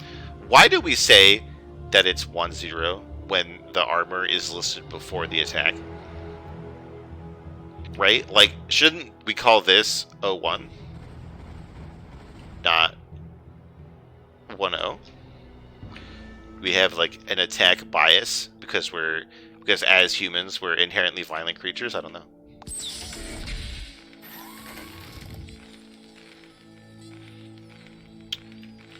So we have 5 factories from grimZ, and 3 of them are machine shop. So we're gonna see a lot of tanks, potentially too many tanks, right? Like they do need some supporting units. I mean, look at all of these zealots. Look at these shuttles. Look at these storm. Like, if it's just tanks, it's gonna be pretty vulnerable. We have a decent amount of vultures. Not that many Goliaths yet. I think you definitely want to mix in more Goliaths when we have this many speed shuttles. Looks like it was Arbiter Tech.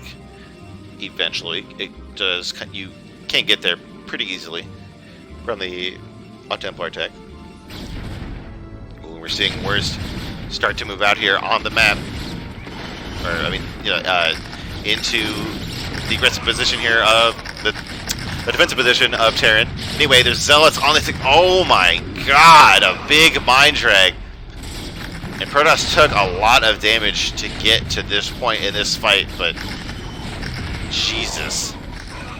I guess there we go. We do see a storm here on, I think they only hit that one Goliath, unfortunately, but I think it's enough damage here. Worst just needs to group up their army and pick one direction to fight.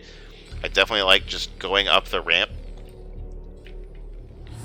Got to do something. Like when you win a fight like that, do something. Don't just chill here. With the vultures coming out, they are hungry. They want to get these Templar. I think maybe Worst just doesn't know that there's a third base here. I don't think it's been scouted recently, and I would not expect my opponent to expand like that when I'm right outside their front door. Meanwhile, Worst is taking this 4th base too. But Terran is ahead on workers for now. I suspect that is about to change now that Worst has realized that there's a base up here. The turret is gonna make immense speed of the shuttle. The tanks are trying to reinforce. We'll take out the Reaver, and now these goons are trapped here. Gonna take a lot of damage from these tanks. Oh, but the tanks go too far forward. 2 of them fall down here. Goons just need to go up as high as they can in this base, do as much damage to these workers as possible, force them to be pulled off, and effectively shut down the 3rd base of Terran. Oh, nope, they turn away. they turn around and try to mass repair the CC. So I think grimZ actually will save this base. We have a sick Congo line of probes here on the map. We have Worst trying to remake an army, but let me tell you, this is the curse of this map. It's hard to find places to put gateways. Now, the SimCity from worse, could be a bit more efficient, but that's this is more of a do as I say, not as I do kind of scenario. Because if you see my SimCity on this map, it's not much better. But in general, like at this point, when you're on 4 gateways or 4 bases, you should have like 12 to 16 gateways. And then in general, in PvP, once you max out, you just keep making gateways so that when you take a fight, you can remax as soon as possible. And you can see like this is holding back worst. Like there's a bunch of money here that could be, like 5 more gateways and a bunch more units, or 10 more gateways and a bunch more units, depending on whatever balance we go for. And like, despite grimZ taking a bunch of damage in these fights, like grimZ managed to hold a 3rd, grimZ is taking a 4th, grimZ has more workers. So worst has like done very well in terms of fights, but the macro is definitely in favor of grimZ. Now worst is going in again. These tanks are very, very spread out. It's basically impossible to stasis more than one tank at a time. The vulture, the dropship, came to the wrong neighborhood. But the tanks are enough here. All the zealots have fallen for worst.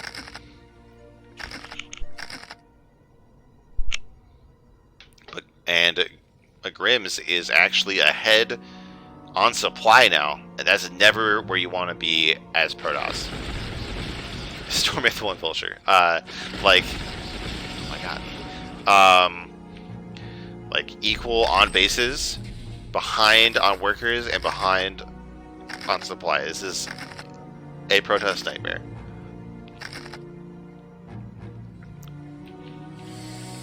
We even have this dropship that was scouted. It's now going to be out on the map. I'm pretty sure worst has seen these bases by now.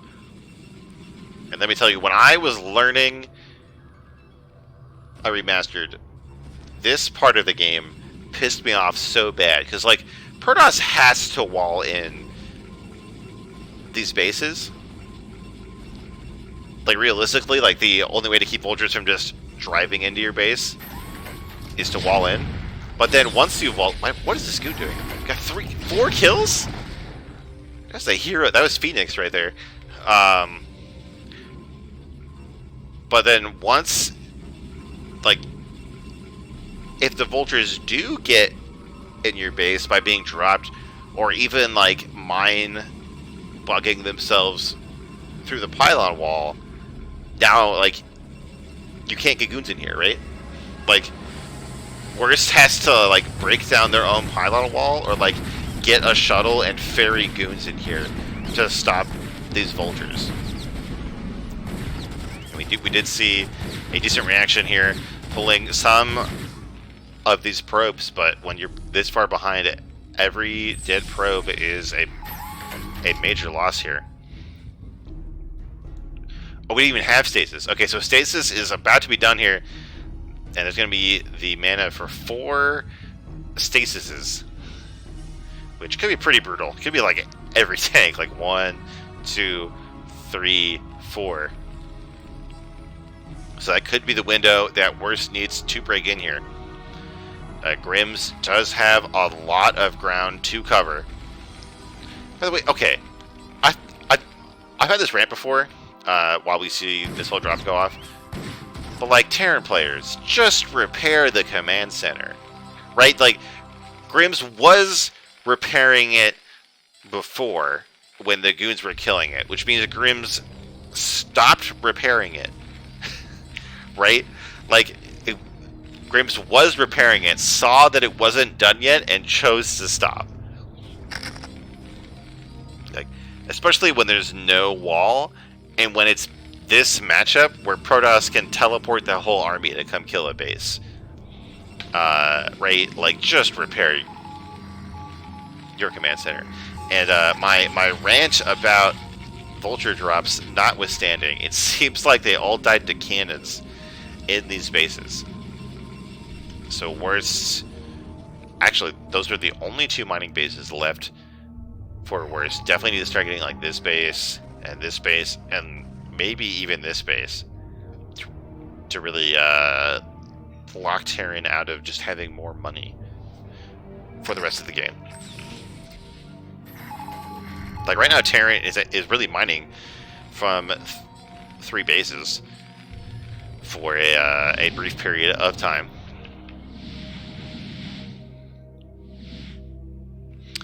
And I think, like, at this stage of the game, when your armies start to get this big, you don't want to go through this path. I think you want to go here.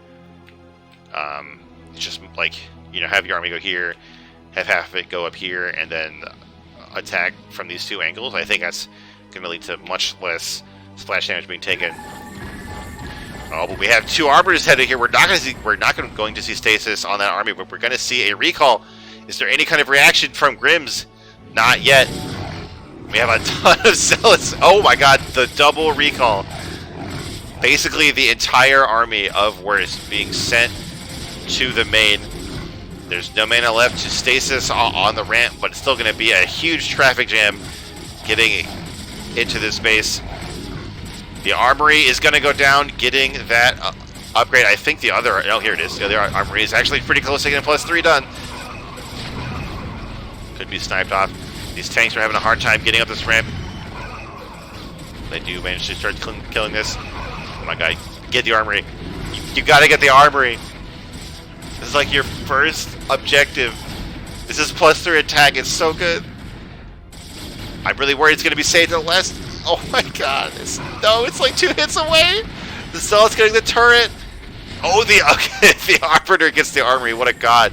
At the same time, we have a run-by to the 3rd base mineral line. The zealots are completely unopposed here. We have a suicide squad of goons and Templar trying to get to the 4th base. There's so many turrets here, but the DT does not care at all. The recall is not stopped. grimZ is like just scrambling here, not sure where to send units, not having enough to cover all these fronts at once. And suddenly, worst is just picking apart Terran, finding every possible weak spot in this game. Oh my god. Oh, there we go. And the arbiters were in the base long enough to gather energy to stasis, just to give these gateway units more time to burn down everything in here. Absolutely disgusting. grimZ taps out. And I thought that was going to be pretty rough for worst, but with like the sickest double recall ever, absolutely just cracks that game open. It was like the players like stared at each other for like those like last 10 minutes of the game, and then suddenly worst just walks over and stacks, like just snaps grimZ's neck. It was absurd.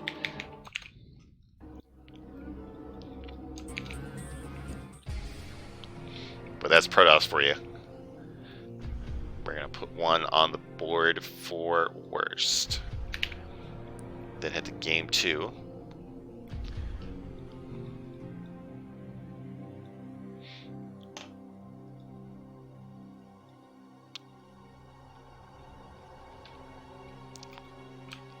On Sylphid.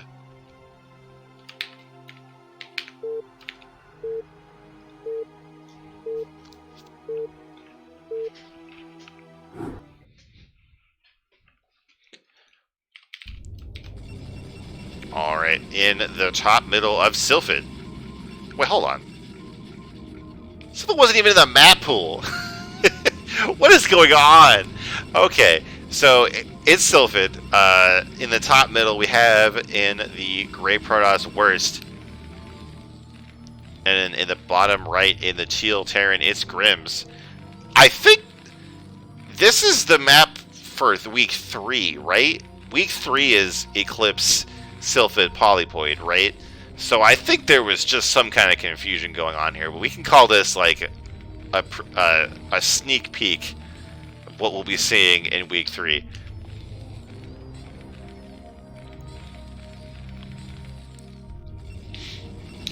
So Sylvan, I wasn't ready to talk about this map. I always say this, it has so many choices for where to put your third base, and that matters a lot in this matchup, because both races really care about getting their third base up. It is also a short rush distance map, especially compared to like Butter or Eclipse, or like cross map Polypoid. There's some weird terrain in the middle with those fake high ground bases. And it is a flat map. So some like 2-gate goon stuff is a bit more powerful. Drops are pretty good. And we saw both players go for drops. And of course drops are good because of these cliffs around the base. It's hard to see air units coming.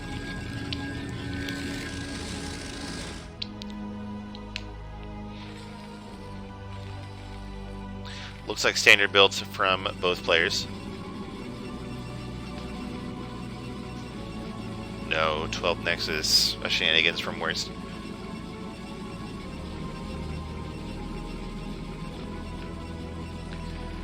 Probably just... Oh, okay, so I forgot all about the FD that we saw in Game 1. And these kinds of pushes can be pretty strong on Sylphid because of that short rush distance. So it'll be interesting to see if grimZ goes for that again. Especially now that I remember that grimZ was subbing. Could be that grimZ doesn't have enough time to practice like a whole like late game kind of build thing, so could just choose to go for the FD again if it is they're like tried and true, and they might be able to get some cheap wins with it. We're trying to block the Protoss from seeing the natural, and actually seems like we're going to see a much faster command center here. And this one built on location, so maybe expecting Worst to be too defensive here after Terran went for that aggression in the first game. Something got cancelled. Okay, the machine shop was started, and then a vulture was made in its place. I assume something that Worst saw made them go for a vulture. Maybe if once they saw it was only one gateway. Oh, the SCV just barely does not make it out. So looks like it'll be a 28 Nexus. You get 3 goons before you expand. It's a bit slower than Protoss likes to play nowadays, but not bad. It's very simple to pull off. You get these 3 goons very quickly, and you might be able to pressure Terran if they go for something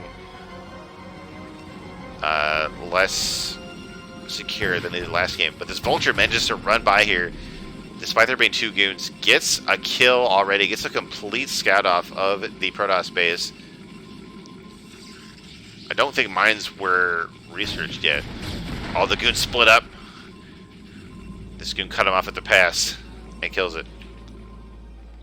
Yeah, so mines are not on the map. These goons would be able to come forward and pressure this bunker if they wanted to. This is one of the strengths of the 28 next. The tank is fairly well along now, though, so not a super long amount of time. This game, something else was canceled here. I'm gonna guess an eBay, and so we have an armory. This is a pretty fast armory here. Definitely going to get that attack upgrade done as soon as possible, which could mean that we're going to see some kind of 2-base, like 6 factory push or something like that, or perhaps even a 2-base 2-1 timing. You have those goons shooting at the bunker. The position of this barracks does make it a bit hard for the tank to move up, but siege mode is done, but not before a bunker falls. Although Worst wisely decides not to charge in to the siege tank there.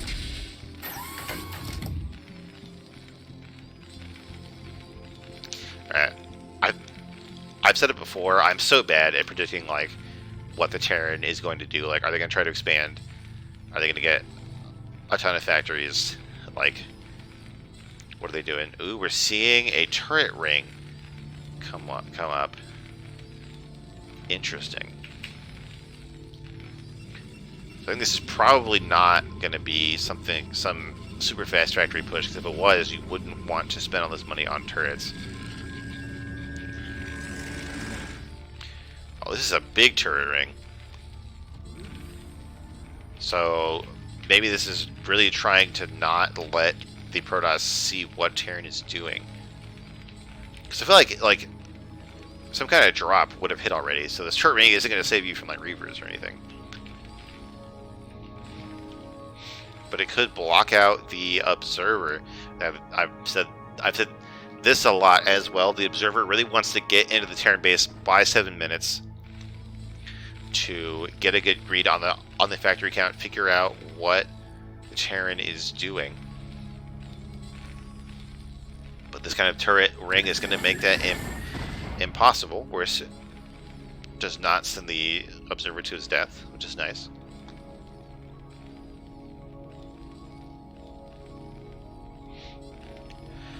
Keeping these goons out front to put some pressure on Terran, but they're clumped up and facing the wrong angles. Like, you want like goon. That way they get a better arc and they don't take a bunch of splash damage that they don't need to take. But the important thing is it's keeping these vultures in the base of Terran rather than being annoying on the map and putting down mines everywhere.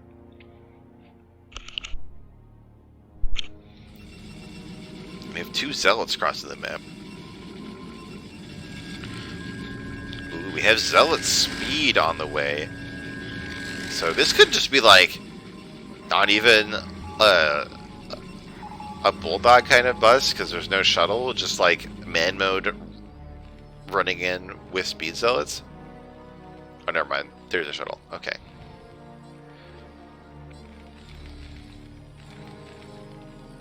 Okay, there we go.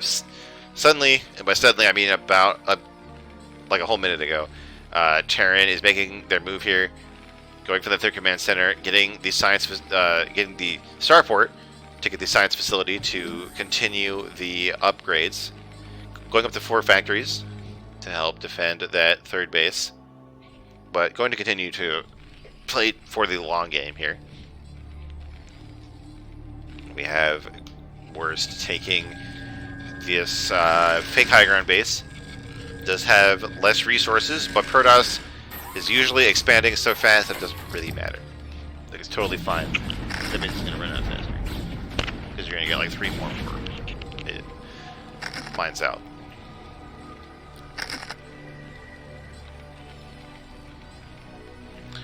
Worst is looking for weakness. We saw this.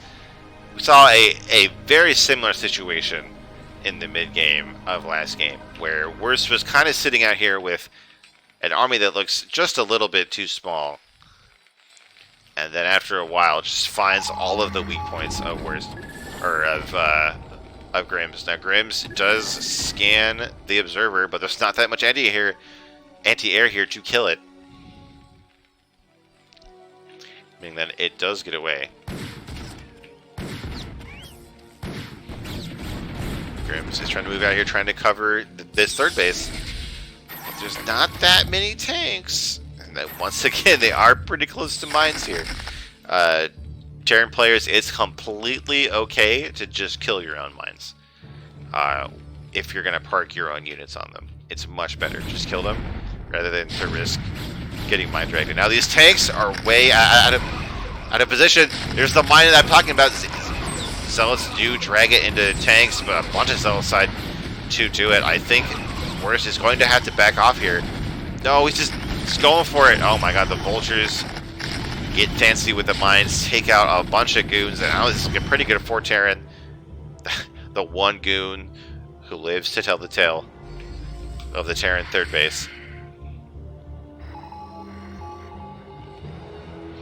And now this is going to feel pretty good for Terran, I think. What is the tech like? There's Templar tech, but no Arbiters. So I think grimZ is going to be feeling pretty good right now. Oh, there we go. Alright. grimZ has learned their mistake. And once again, we see a dropship. You know, I like in this series how we can tell that both players just kind of have their builds and they're sticking to them. You know, we saw a grimZ go for the FD in a game 1 and not game 2, but like overall, these games look very similar. I think that's a sign that they have practiced this. Maybe they got a coach to kind of help them work through a plan. And like even if it doesn't win in the first game, it's still a good plan to like go for 3 bases and upgrades and get drops, right? Like this is fine. Now there is a cannon in the main. Not at a great angle here, but the Vulture is still going to be able to get a lot of damage done. Or just not shoot? What? That was weird. Like, that wasn't just me, right? Like, the Vultures just weren't shooting at all. Kind of bizarre. I wonder if they were, like, aggroed onto the cannon somehow, but not in range. So Speed Zealots do clean that up. Not a ton of damage, but keeping the dropship alive is always nice. For Terran. I feel like grimZ kind of got robbed. Like, those Vultures were just not shooting, and I'm pretty sure that probes were in range. So I'm not sure what that was about there. An observer at the third base sees what's going on. None are in the main. Yeah, but a FridgeRaider, like, hold position doesn't stop them from shooting. It's not like hold position lurkers. By the way, does anyone know why hold position lurkers don't shoot? Like, I know how you do it. I know how you tell a lurker to hold position, but why does it make them not shoot? It's like no other unit behaves that way. Who knows?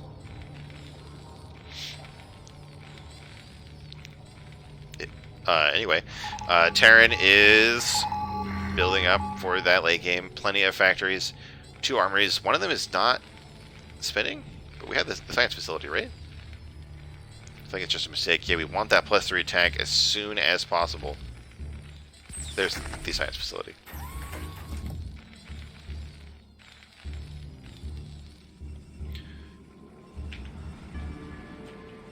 Oh, so Flying Brood War, I think is explaining it in chat. So the Vultures were on hold. The cannon was hitting the dropship, so I think the Vultures like wanted to hit the cannon because it was shooting their fellow unit, but they couldn't reach it. I think that's what's going on.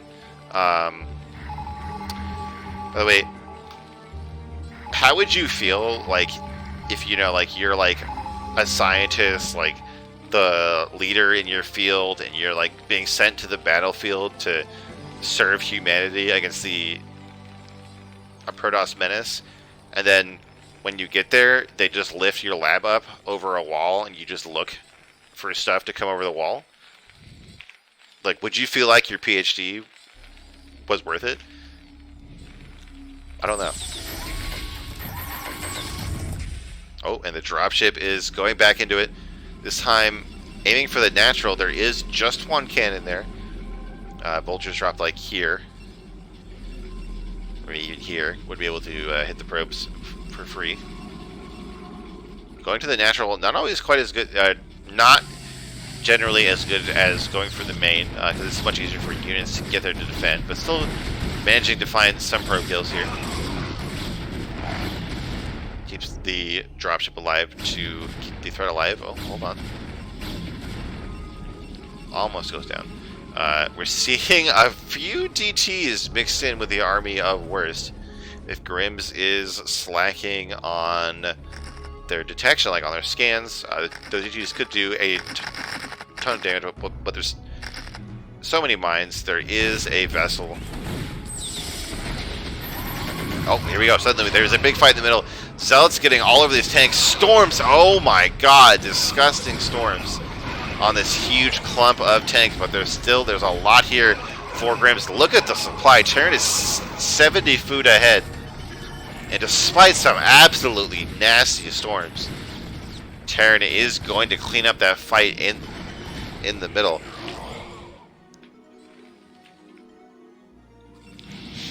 What is going to happen next? I mean, I feel like Terran could force the issue, maybe take this angle and siege down this base. But choosing to go straight for the natural. There is an arbiter here, but no mana to do anything. And cannon that's up the drop is immediately blown up. This feeling sucks for the Protoss. There's no second set of gateways. We don't have a recall for like 2 minutes. Like, you have to come out and fight against a nearly maxed Terran army through this area. Right? Like, if you kill the egg, it's like, okay, it's this area. Like, you can't do that. Right? Like, there's no world in which you can just walk out and fight all of these tanks. Like, look at this. Like, maybe with like a 6 stasis or some zealot bombs, but like just straight walking out, you can't do it. And worst taps out, and grimZ is gonna bring us to game 3. Now,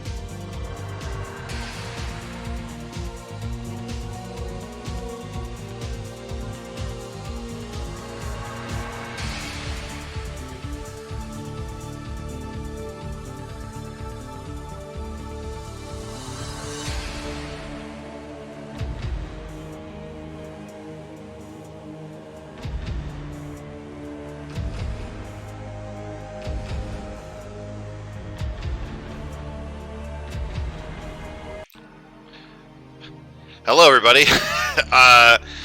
Now I know what it feels like to be netblind. My internet gave out on me for no reason. I just unplugged stuff and plugged it back in until it worked. So we're going to get back into that.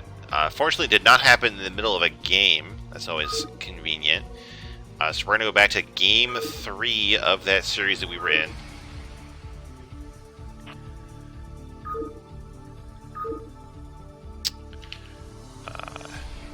Worst versus grimZ. And it is polypoid for game 3, so I think my theory about them getting the maps for the wrong week is correct. Yeah, Escalade. Somebody killed the Artosis pylon in my house. I guess that's what happened.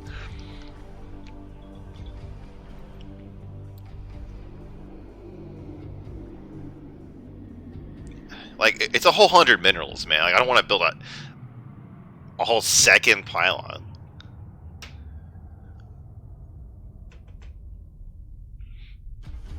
Okay.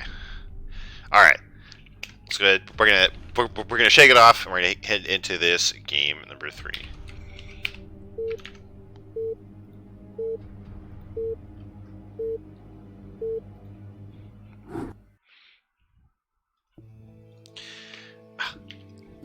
And then, all right, we're back. Oh, man, we have to do these colors. In the bottom left of Polypoid, on the wrong map. In the Navy, that's too dark to read. The Terran player subbing in for their teammate, it's grimZ. And in the top left, experiencing lag issues. I can definitely relate. In the, I guess the peach Protoss, the pale-ish pink, it's worse. Alright, seems like they got that figured out.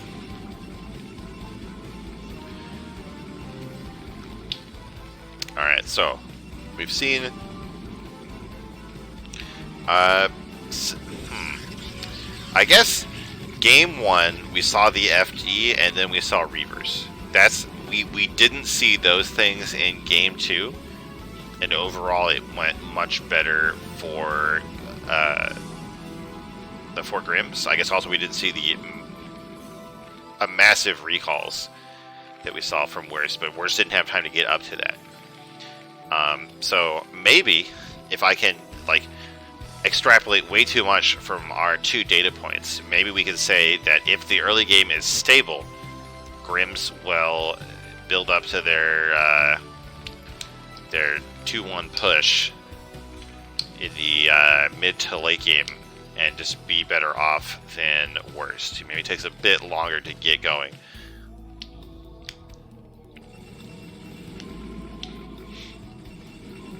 So Worst once again going for this gateway expand, but they're not gateway expand, just 1 gateway in the base. But double scouting? Okay, there's some shenanigans coming, right? Like, you don't just double a probe scout. It's like, it's too late to gas steal.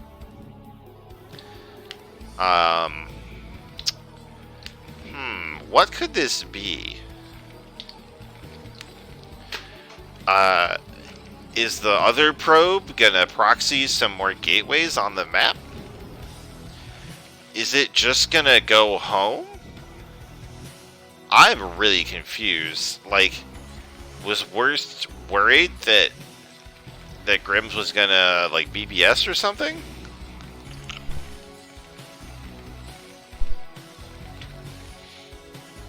Oh, here we go. There was a zealot made, so a bit of early pressure going down. I'm not even sure if it's necessary. Like, I think a probe scout, like, let's say that, like, let's say that grimZ is in the bottom left because grimZ is in the bottom left, and the probe went here, and then here, like, it wouldn't scout the Terran, but it would be in time for the zealot to just be rallied in this direction. So I don't think you need the double scout here. grimZ going for the same build, I think that was in game 2 with a very quick command center before the factory is even really done. And this zealot might find some opportunity here. There's only one Marine here. The barracks isn't even blinking until just now, so this zealot basically has free reign until this vulture is done, and the zealot is just, all right, that's good enough for me. I'm out of here. Oh, here we go. Here's what we got. 2 probes, baby. Okay. All right. Worst. What's it gonna be? It's gonna be yes. The Cape boys are on the way. Oh my God! The zealots get the vulture. That's absolutely huge. That's so big. Like, first of all, it's like Terran's going to be stuck in their base rather than scouting around. That's also going to be 3 less mines to deal with these DTs. Here we go. But grimZ shaking off their nerves, deploying that micro against these zealots. Now the goon is here.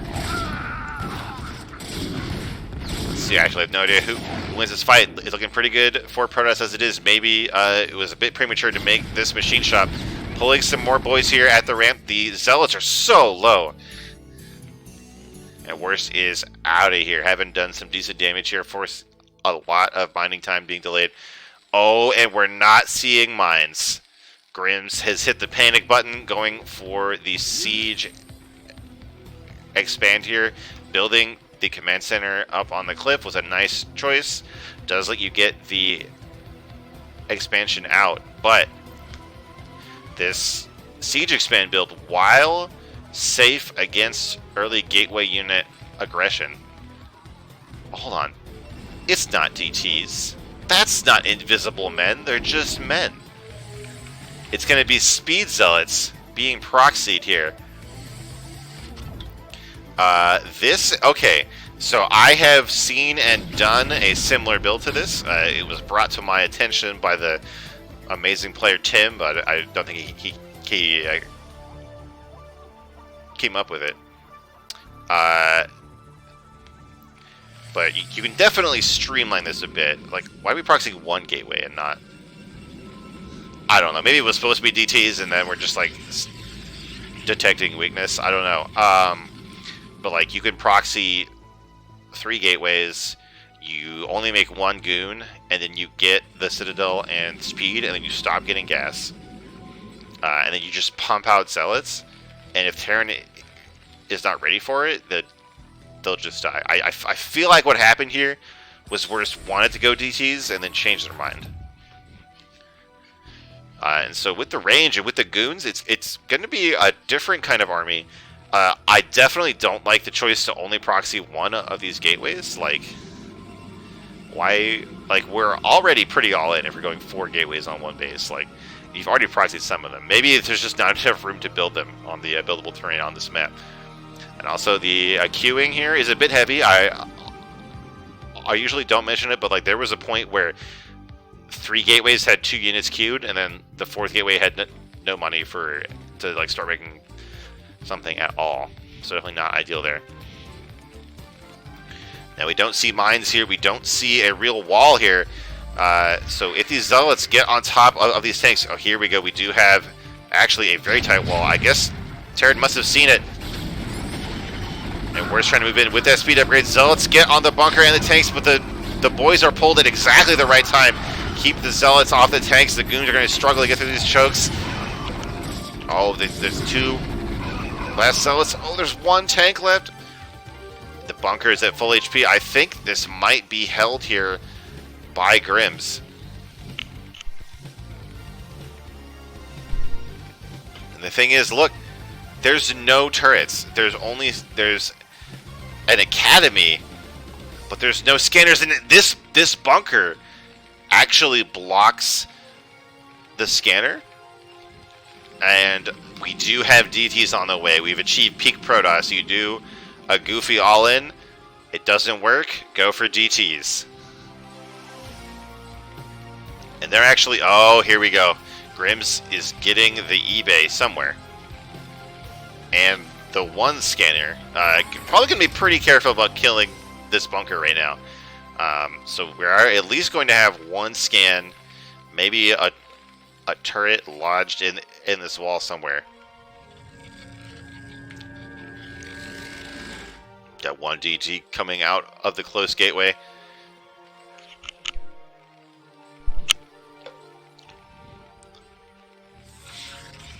We have 4 turrets starting, but they're all in the main? Like, we're terrified to death of a Reaver drop. But there's no turrets out here. There's 1 scan, remember. Oh, no. I just heard him use it. Oh, no. Oh, this is so tense, man. Like, what is this? Like, this DT. This DT could be the luckiest DT in the whole world. Where's he going? Oh, he's going to try to drop it in the main where all the turrets are? No. Worst. At least try to poke in with the DT, man. Oh, no. This is like, Worst keeps getting, like, so close. and then just like has to gamble on something in the dark and doesn't get the payoff. And this Marine, what is this Marine? He's going like on his smoke break outside the base and sees the proxy robo. What a clutch Marine. Oh no, I think grimZ is going to hold this off. There's now 2 turrets in the natural. There's 1 zealot. He's had enough. He gets blasted. +1 attack is going to be done by the time this DT drop hits the table. But look at this, so many turrets, they're right here. See, this is what I want to see from Terrans. None of this like, uh-oh, there's a lurker bus coming, let me build 1 turret. Like, forget that, dude. Look at all these turrets. grimZ does not want to lose to DTs. There's like 12 turrets. It's amazing. Alright, so here comes the quad DT drop, but there's so many turrets, I don't think... no, only one of them has time to get out. Oh no. It's gonna go to the command center and be like, there's how many turrets? Oh my god, this has to feel bad for worse. The natural command center, a Nexus, is going to finish at like 11.5 minutes here. Terran is up. 30 supply, +1 attack is done before the Protoss expansion. And now grimZ is like, yeah, alright, I think I got enough stuff. Now, but can you get Terran units out of your base at this point? Like, I think at least one of these depots is going to have to go down. And grimZ is already supply blocked. So kind of funny here. Now, what do we have for mobile detection?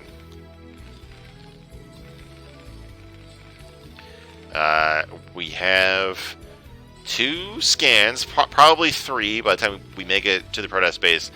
Would like to build this scanner, but there's so much of a traffic jam here at the Terran Natural.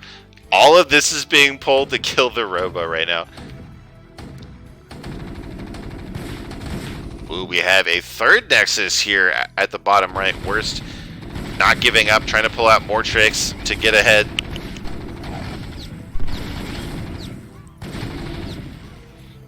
One observer does get out from that robo, so mines will hypothetically be able to be cleared. But Worst does not want to take this fight right now. At least with these zealots, at least get their goons on the vultures. There's 5 tanks there. Oh, but the tanks actually get pretty far forward. There's the first proxy in this game is now in firing distance of these tanks. Actually, 2 of those tanks did go down to the zealots, and most of the goons are still alive, so it's not over for Worst yet here with this push. 1 gateway is down, just 3 more in the main. The 2 Nexuses are finished. SCVs, I guess, I don't know what I don't know what they were doing. And maybe at some point grimZ pulled the boys and didn't rally them away. grimZ is so desperate not to lose to DTs. Like, on top of all these turrets, there's a bunch of mines in front of the choke. No DTs are going to get in that way.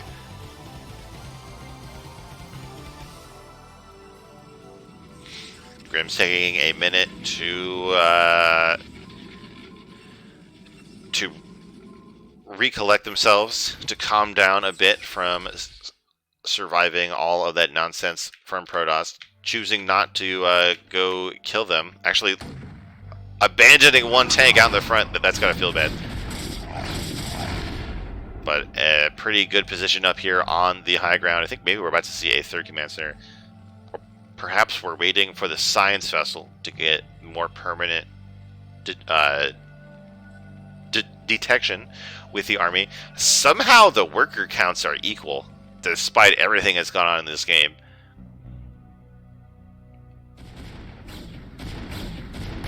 Alright, Terran moving back out again. Maybe it was the armor mid to finish, I don't know. But this army from Protoss is significantly behind. They have the same worker count, but grimZ is up like 40 supply. So that's a lot of units that Terran has that the Protoss does not.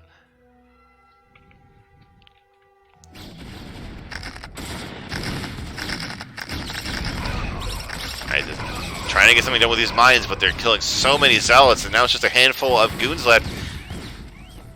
A small number of zealots. This DT is gonna just try his best, but there is a science vessel where he's just trying as hard as he can to stay alive in this game, but I think grimZ is just gonna steamroll this huge army right now. There's only so much that Protoss can do with cheese on one base. The mine drag actually is huge at the last second before the replay ends. All 4 of these vultures are going down. But that is a win for grimZ, subbed in to save the team there.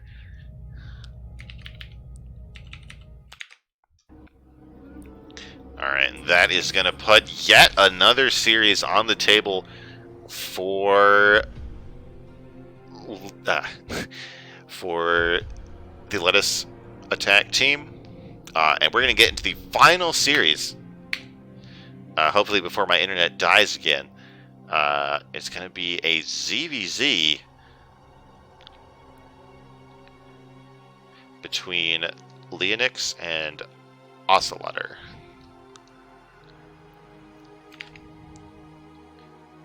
And these guys picked the right map, at least for game 1. At least for the first game.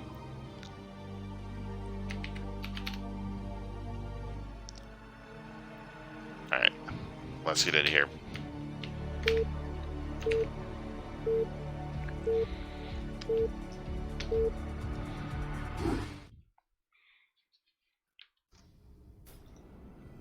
Oh, you know what? You're right. I completely misread that. It is grimZ on the UED. So that is going to put the score at 2-1. Thank you, Fuzzy Branch, for paying attention, because apparently I wasn't. Okay. Back to the ZVZ. Now that grimZ has been awarded that well-awarded victory. In the... Oh, how do I unpause? There we go. In the top right of Butter, the correct map for this week, it's the Banana Yellow Zerg Leonix. And in the bottom right, the bluish gray Zerg Ocelotter. Blech. Alright, so once again, I am a Protoss. Who knows what is going on? I think I've gotten good at understanding the builds, but I have given up on calling how fights will go. Like, I will not predict who is going to win, but I think I understand the builds. Looking very close so far, both players.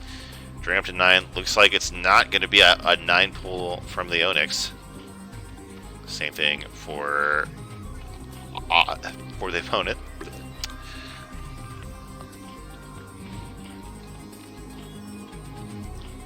So we're going to see something more like a 12 hatch or 12 pull from these players. Yeah, not even an overpull. Both players going up to that 12 or 11 drone count here.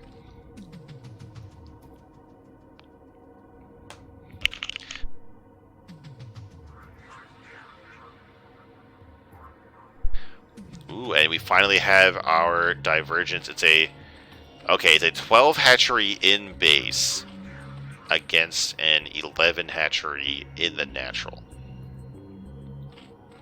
So pretty close, but not identical.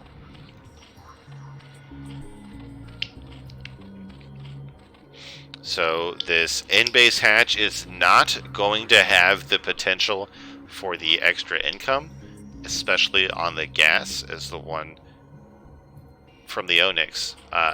But still going to get a lot of lings, and it'll be much more defensible because Leonix is going to have to defend 2 fronts at once against 2 hatcheries worth of lings. But they will also, of course, have 2 hatcheries worth of lings. So I think maybe, like, Leonix should be ahead, provided that they don't just get out microed by these first, like, couple sets of lings. Right? That's my thought. And this being a two-player map, both players get the scout off. It looks like Leonix went straight for the main here, rather than even check the natural, which I think makes sense. Got the lair at basically wait. What? Yeah, the lair basically at the same time.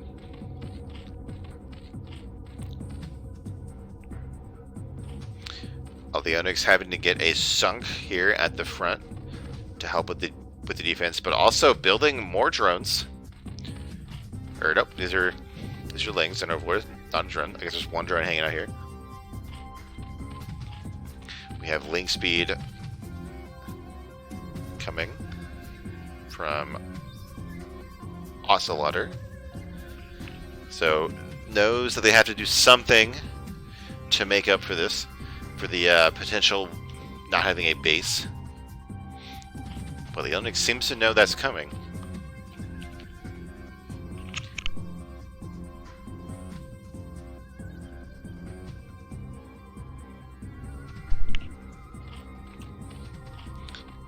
Spires coming out for both players. The Lings have not really committed to an attack yet. Have forced out quite a few larvae. I like how Leonix has their Lings surrounding the sunken, so it can't possibly be suddenly sniped by a ton of Lings.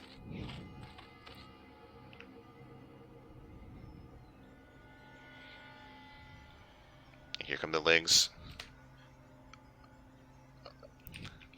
Thinking about it. They're thinking about it. They have not committed yet.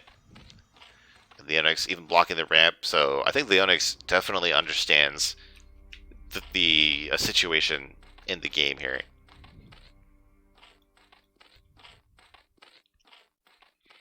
Getting their second gas.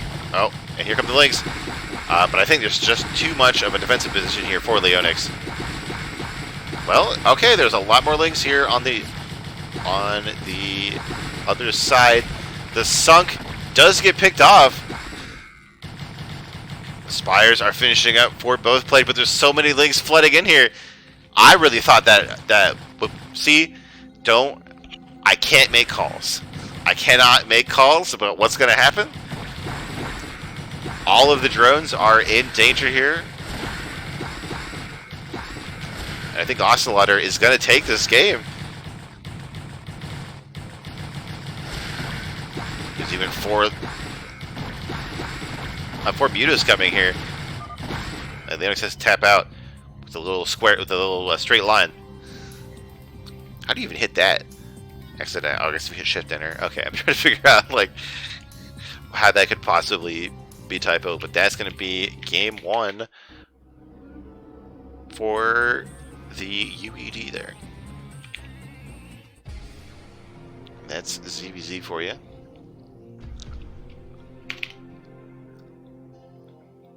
Now let's head to game two. Once again, was it on the correct map? Yes. And I'm going to peek ahead. Yes.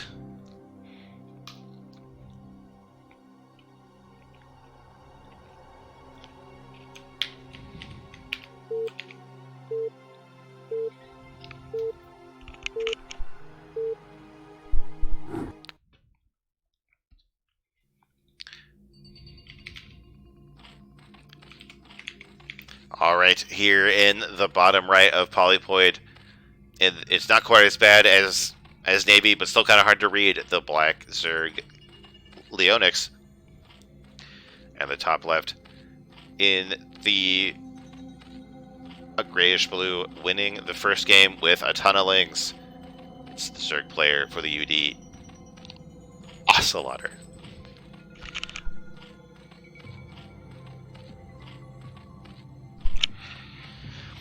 Alright, so it is cross-map this time. Both players, like, relatively not greedy, but I guess, you know, not quite as aggressive as a normal CVZ, I guess. I don't know, guys. I'm Protoss. Now, being that it's cross spawns, neither of them is going to find each other first, but at least it'll be like the same time. It always feels kind of bad when one of the Zerg players just gets to scout the other one like 2 minutes for like before the other player can. They have a huge information advantage. Now this is going to be 9 full speed from the Leonix, but their opponent is still going to go for some kind of 12 hatch. Looks like it's going to be in base. If it's not broke, don't fix it.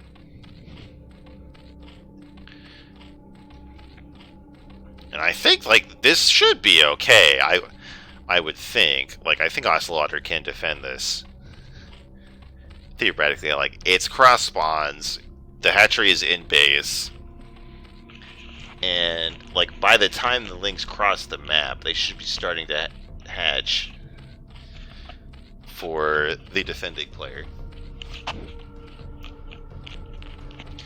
Now, if we assume that players are gonna send their overlords counterclockwise to check the naturals, then Leonix might know.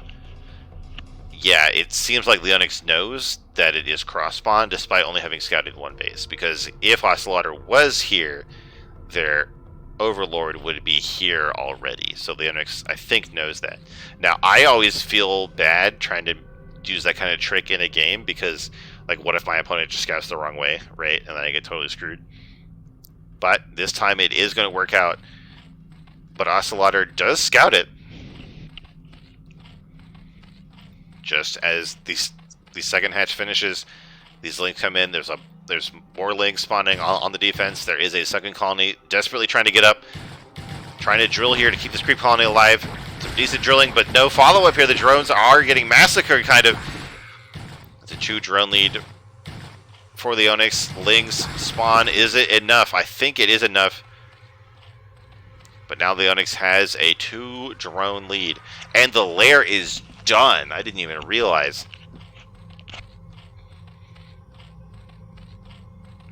Alright, so what is the situation now? Ocelotter actually has 200 gas. Stop mining gas, which I think is fine for now, but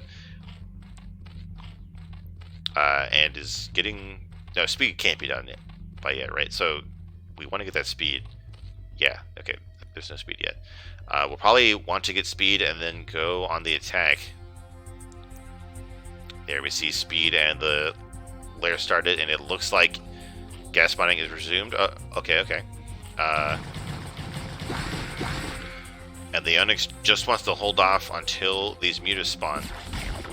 There'll be a significant window of time where ocelotter does not have mutas. We'll probably have to get some spores. But this like smaller number of lings from the Leonix is like somehow managing to defend the base for now, just long enough to get that sunken up. And ocelotter sending more and more lings. Does get that Evo chamber, so ready to get some spores. Which is only going to hurt their drones more. Like, the Leonix is already up 2 drones because of the sunken colony being made. But ocelotter is taking advantage of this to catch up on drones. So it seems like perhaps they're going to just accept being behind on the tech for now. Just rely on creep colonies for defense and make more drones. But here we go, trying to make an attack, but now these 2 sunks are done. There's still some lings on the defense for the Leonix. Oh my god, both second colonies managed to survive the attack just barely, and the mutas are out. The first overlord is going to go down, and the rest of them are scrambling to make it back to the safety of the spore colony here in the main base.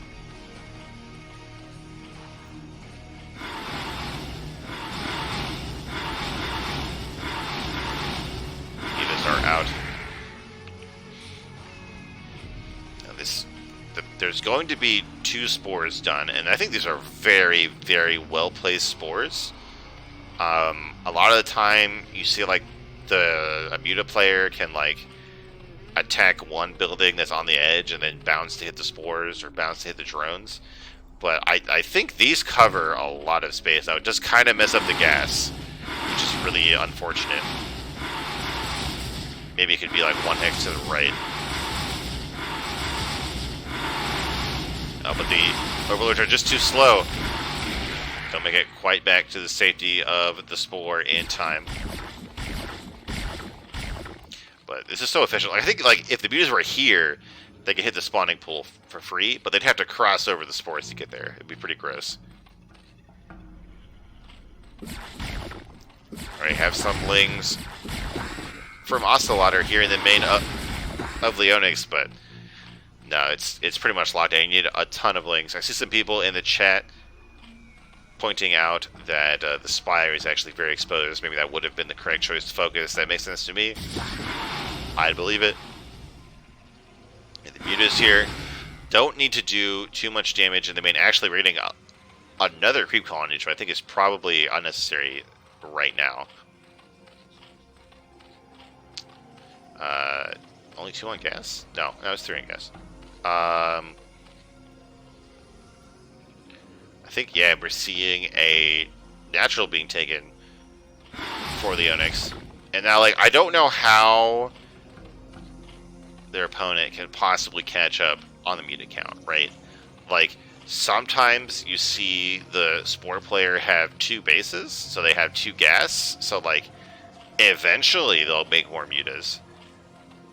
But, like, the Leonix is going to have the earlier hatch, or Spire, and more gas, and more hatcheries. So, looking pretty good for the Leonix here. Although Ocelotter's double the drone count. But what are minerals going to do right now? I mean, I guess you could make like another hatch and try to make a ton of lings. Like, I don't think you can possibly defend an expansion yourself without mutas, right? Like, these mutas are just going to kill that base if it comes up. And we see Carapace coming and a bunch of Scourge, which could do a lot of damage, but like they can't possibly kill all of these mutas, right? The expansion is canceled. The drone goes down. Like, we had to see like some godlike cloning. I think even if each Scourge... Oh my god, alright, well. So we got like 3 mutas. Was that worth it? I don't know. But well, it's definitely not good enough to turn this game around.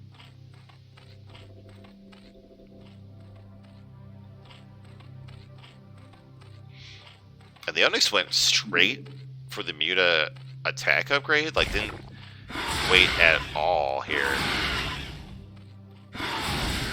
I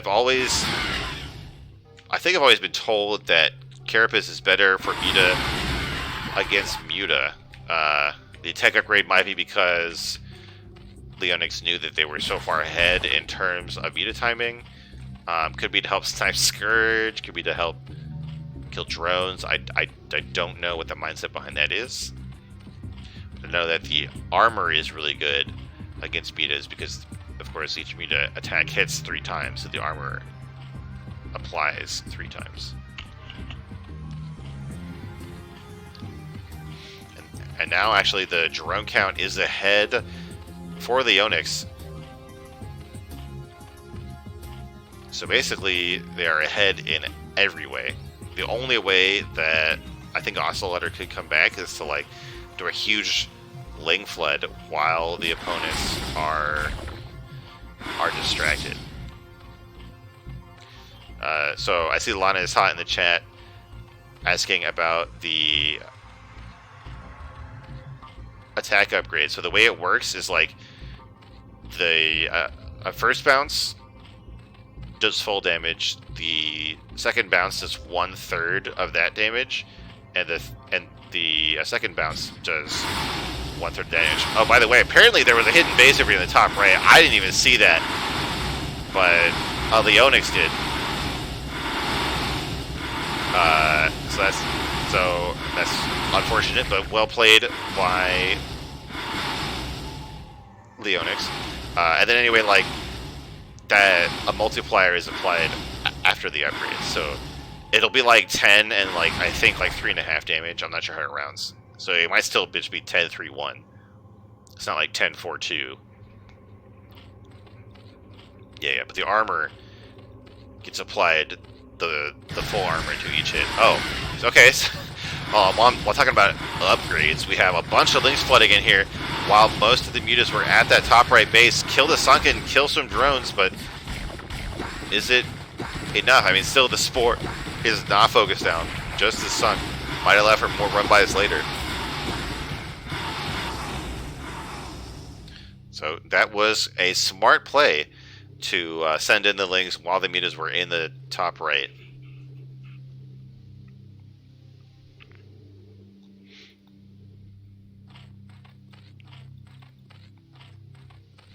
So back to the upgrades. I see Hanks in the chat with those numbers, but like I think that the smallest amount of damage dealt is 0.5. Like I don't think you can go to like you know, I think it's dealt in units of 0.5. I don't think you can do like 0.75 of 1 HP in a hit or something like that, or 0.41 or something like that. So another hatchery I canceled here. I just don't see how Leonix can really lose this one outside of like a huge link flood. Right? Like, it seems like all of the possible ways of losing have been crossed off. Oh, here we go. All right. The Hive. Okay. I am kind of psyched for this. What Hive tech will it be? I don't know. Like, it could be Devourers, but even with that, there's so many mutas in the air for Leonix. So like, will that be enough to turn it around? I mean, I don't know what else. Like, Defiler, maybe you like try to like plague all of the mutas. We could try to get a decent muta count and then try to win from behind with a Devourers, maybe. We have another huge link flood while those mutas are in the top right, but there's even more still in the natural. One drone does go down here, but at a huge cost. And yet another sneaky hatchery is denied here. I mean, not denied, maybe just straight up killed. Nope, there you go.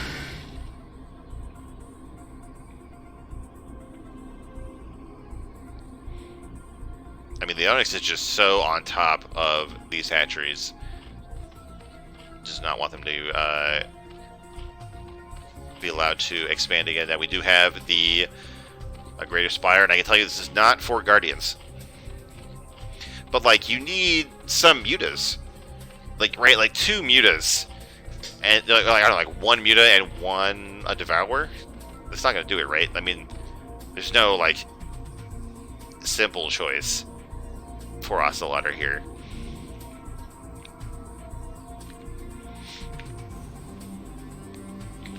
But like, I just like, okay, here we go. We're starting to collect some more mutas. I think Leonix has probably seen the Hive by now. I'm not sure. Might try to close out the game before any hive tech can happen here. And like, when you have this many mutas, 3 spores is not going to help. Yeah, look at how fast they go down. There's even a few skirts here, and right as the Greater Spire is finished, and Leonix goes in. I don't get to see Devourers. Damn. But we are going to go to Game 3 in this ZVZ series.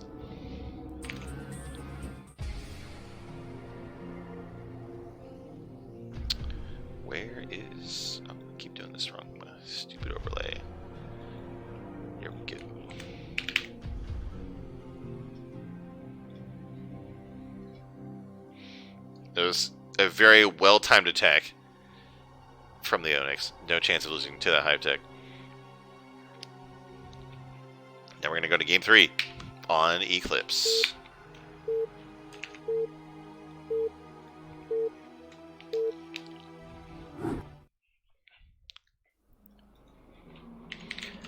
In the top right, in the grayish blue, getting denied from the glory of Hive Tech Zerg is Ocelotter. And in the bottom left of Eclipse, in the magenta Zerg, it's Leonix. So we've got another 2-player map. As I've said, I always enjoy a fair scouting situation in this matchup. Because like you don't really worker scout, so it's such a long time that one player can have a complete information on what their opponent is doing, and their opponent has no information on them.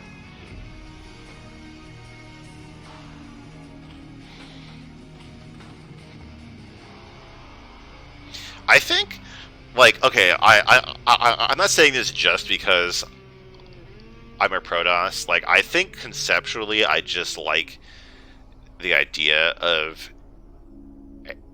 a 2-player map more, like without the randomness of the spawns, and maybe with some more interesting kinds of symmetry. But a lot of the 2-player maps in Brood War do things that I don't like, like kind of independent of being 2-player. And it just seems like that's the way that the map makers try to use that in terms of design. Like, why do 2-player maps have to have like fewer bases in general, right? Like, you could just make the map bigger and have more bases on it, but they just kind of choose that. They choose to do different things with it. Like, we have Eclipse that has all of these features that could be on a 4-player map. They just choose to put them on 2-player map. I don't know. Anyway, what's going on in this game? Looks like a 9 pool or over pool. 9 pool, I think. I think the over would be further away from the Leonix. And once again, the tried and true. Looks like a 12 hatch in base from Ocelotter. Oh, here we go. Okay. Looks like 9 pool into a hatchery, which is completely fine. So Leonix trying to play the rock, paper, scissors, trying to do something different each game, and their opponent is just like, nah, I'm going to throw a rock again.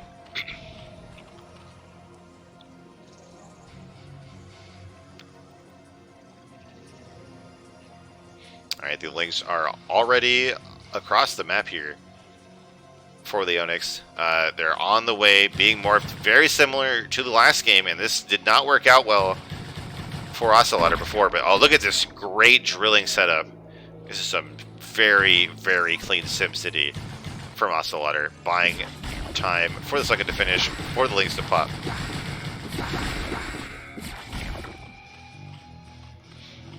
Alright. Now, what does this look? Okay. Alright, I saw Flying Brood Wars say this in the chat, and I thought it was a meme. But I've been told that when we have a situation like this, with 3 hatcheries, and one of them is an expansion, that we're going to see Hydra ZVZ. So it's a good thing that Neblime is probably at work or in bed or something, because he's not going to have to deal with this. Because we know that guy hates Hydra ZVZ. I mean, it's that or like pure link flood right now, right? Like, there's 3 hatcheries and no gas, and we're getting we're getting two Sunkens. So I don't think it's gonna be a link flood, because you wouldn't be on the defense. And we have Ocelotter coming with a ton of links here, trying to take advantage of the speed upgrade before all of these larvae and sunks get in here. But the Leonix has a very strong defense set up. Nice line of links to protect those sunks. Oh, but look at this, all of this gas that is being mined here. And just now, the layer is done.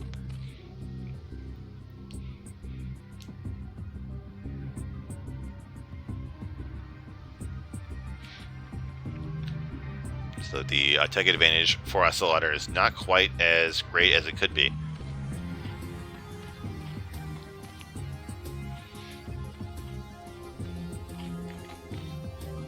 Even getting an Evo chamber. That's confusing. I don't know what that's for. But anyway, we have these links coming in. And with the 2 sunks, there's going to be enough here for Leonix, despite not having, like, with no gas and no speed. Leonix is able to defend this base. I'm really confused by this Evo chamber. Because, like, I don't know, maybe ocelotter doesn't see the main yet, so doesn't know. But I feel like you shouldn't be behind on the tech in this situation. I don't know. Maybe. I mean, we did see them get behind last game, so they were still in that mindset. Now we have Leonix in the Evo chamber, so both players thinking that they're going to be behind on the tech here. Spire starts for ocelotter. We still don't have a gas for Leonix, so maybe it's not even Hydras, it's just drones. It's just drones, EVZ.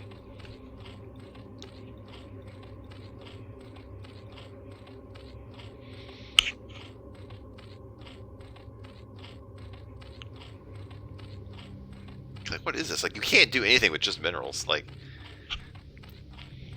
no, we're just chilling.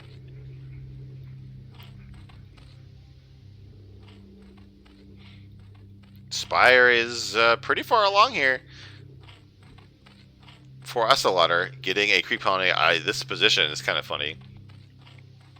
I guess this is to support the ramp, but I feel like it's just barely going to reach like here. So it might be possible for Leonix to break through here, if that is what Leonix wants to do. Still no gas. We're just going straight into spore colonies.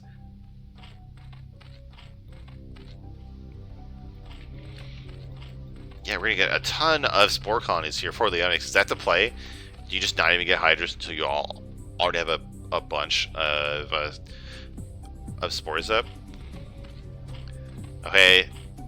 Thanks for the 3 months, Ian. I just doxed you on the internet.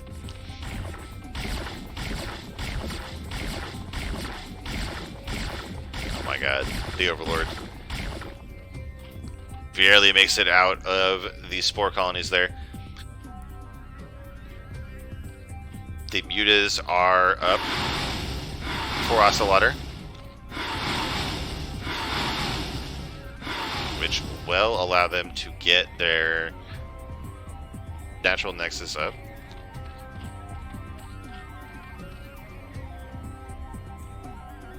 And this time it's ocelotter scanning the map with a muta, looking for hidden bases.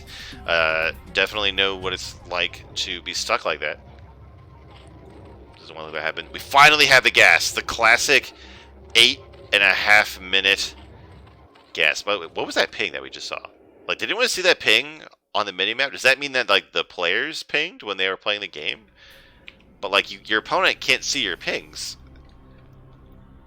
Does it mean that like they were clicking on the minimap and instead of hitting A click they hit like alt click, which is the ping? I think. I don't know. There's 5 spores, 6 spores in this base. Oh yeah. Okay. Don't worry about attacking. You've already done basically like 10 drones of damage to this guy. Just drone up yourself because you know they're not going to attack you for a long time. We're about to get 2 gas here for the Leonix. This is not even Hydras. It's just like Turtle into Mass Muta. I don't know, but ocelotter is getting a 3rd base. Possibly even rarer than Hive Tech. Again, drones and mutas, but Leonix is at an insane 35 drones in a Zerg versus Zerg. Oh, and getting a second Evo chamber. This has to be like something on the ground. Yeah, okay, we got Carapace coming. So it is going to be a Hydras after all. We got a lair, though. We're going to Ultras? Are we going to Ultras? Are we straight going to Ultras? What is this? Or is it like Mass Ling? With upgrades? Okay, there. Finally, the Hydra Den is somewhere. Back here? Okay. Okay. It is Hydras. Now, as silly as Hydra ZBZ is, if we're going to see Fast Hive Ultra ZBZ, I was going to lose my mind. But this is like the slowest burn Hydra ZBZ I've ever seen. Where the Leonix just super turtled up.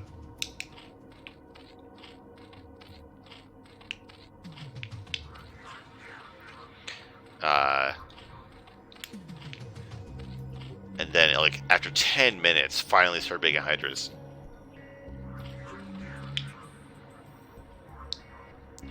Ridiculous. But Ocelotter has taken 3 bases, has a ton of gas, could make a lot of mutas. Is it going to be enough? I'm worried that Leonix is just going to have so much of an economy that they'll overpower their opponent. Yeah, don't listen to me about the Ultras, guys, in chat. I was just like trying to figure out why we get the upgrades so fast and not have a Hydra Den yet.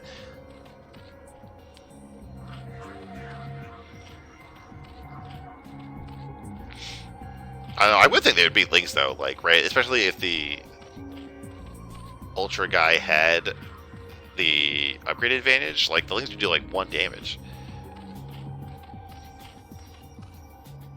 But getting Carapace against mutas for Hydras does make sense. Starting to get these Hydras here. Already have the 1 Carapace. Getting 1-2 on the way.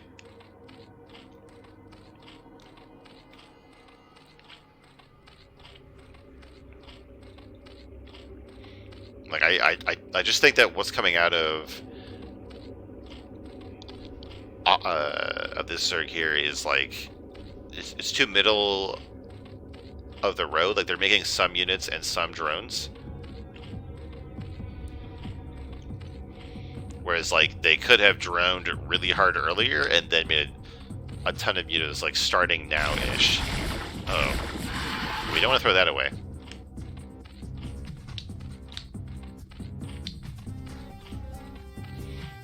Is that Overlord drop?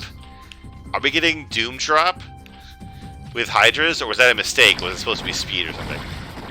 Oh, we're not at the point where we're killing buildings to get out of our own base.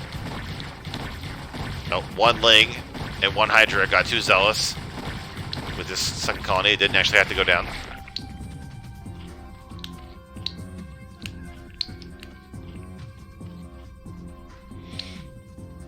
Alright, and Leonix is starting to come out here. Okay, so speed is done for the awards. Are we really gonna, like, fucking Doom drop into the main? Well, we got Hive coming. Now, what Hive tech do you go against Hydras? Like, because your mutas can't fly under the Dark Swarm. So, is it gonna be, like, Plague? I'm gonna keep saying Ultras. Maybe it's gonna be Ultras. I read that like Lurker is good against Ultras. Yeah, I mean and we have Light Swarm, or that Lurkers are against Hydras. Is what I meant to say. Alright, here we go. The mass Hydras are here for the Leonix, and there's only 2 Sunkens here for Ocelotter. One of them isn't even done yet. I think there's just so much. I think the macro lead is just so insane. Now the drone count is equal. This is the wrong time to make drones. Oh my god, the mutas just get absolutely melted, and Leonix is going... I think it's just going to take this game and take the series.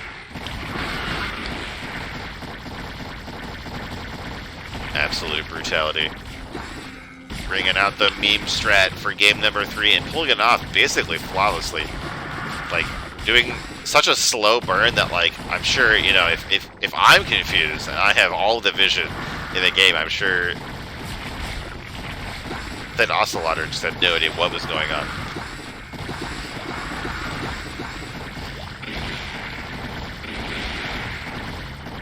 Oh my god, look at this, just like trying to make sunkens in the main, just like a computer, dude. They just built the buildings right in front of you.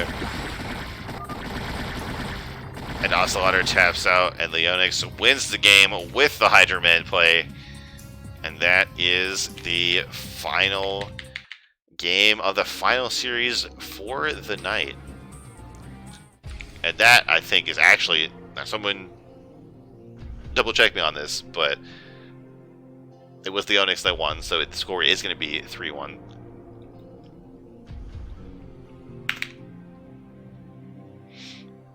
Alright, that's going to be the final series from me today. Tomorrow is going to be the match of the week with Neblime and State Zero, who are also going to cast on Wednesday. I'm probably going to do Thursday. We'll see. Thanks for watching, everybody. Thanks for sticking with me through my internet going down. And now I'm going to figure out who I can raid. I mean, I think Hydras are, like, actually bad. I think that, like, Leonix just knew what they were doing better in that game. Kind of just played better. Like, I feel like you probably still should go for Hydras. Let's see. I keep wanting to host Crossy, but he's always doing fastest.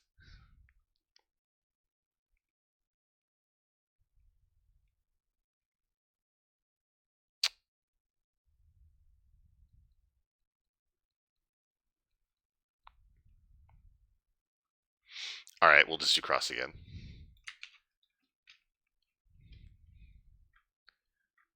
Who is that?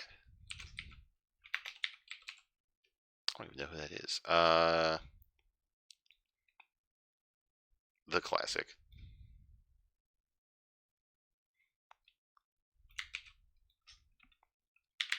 I don't see them on the list. There we go. Okay, we're going to do Crossy again. He's going to be like really confused about why we keep doing this.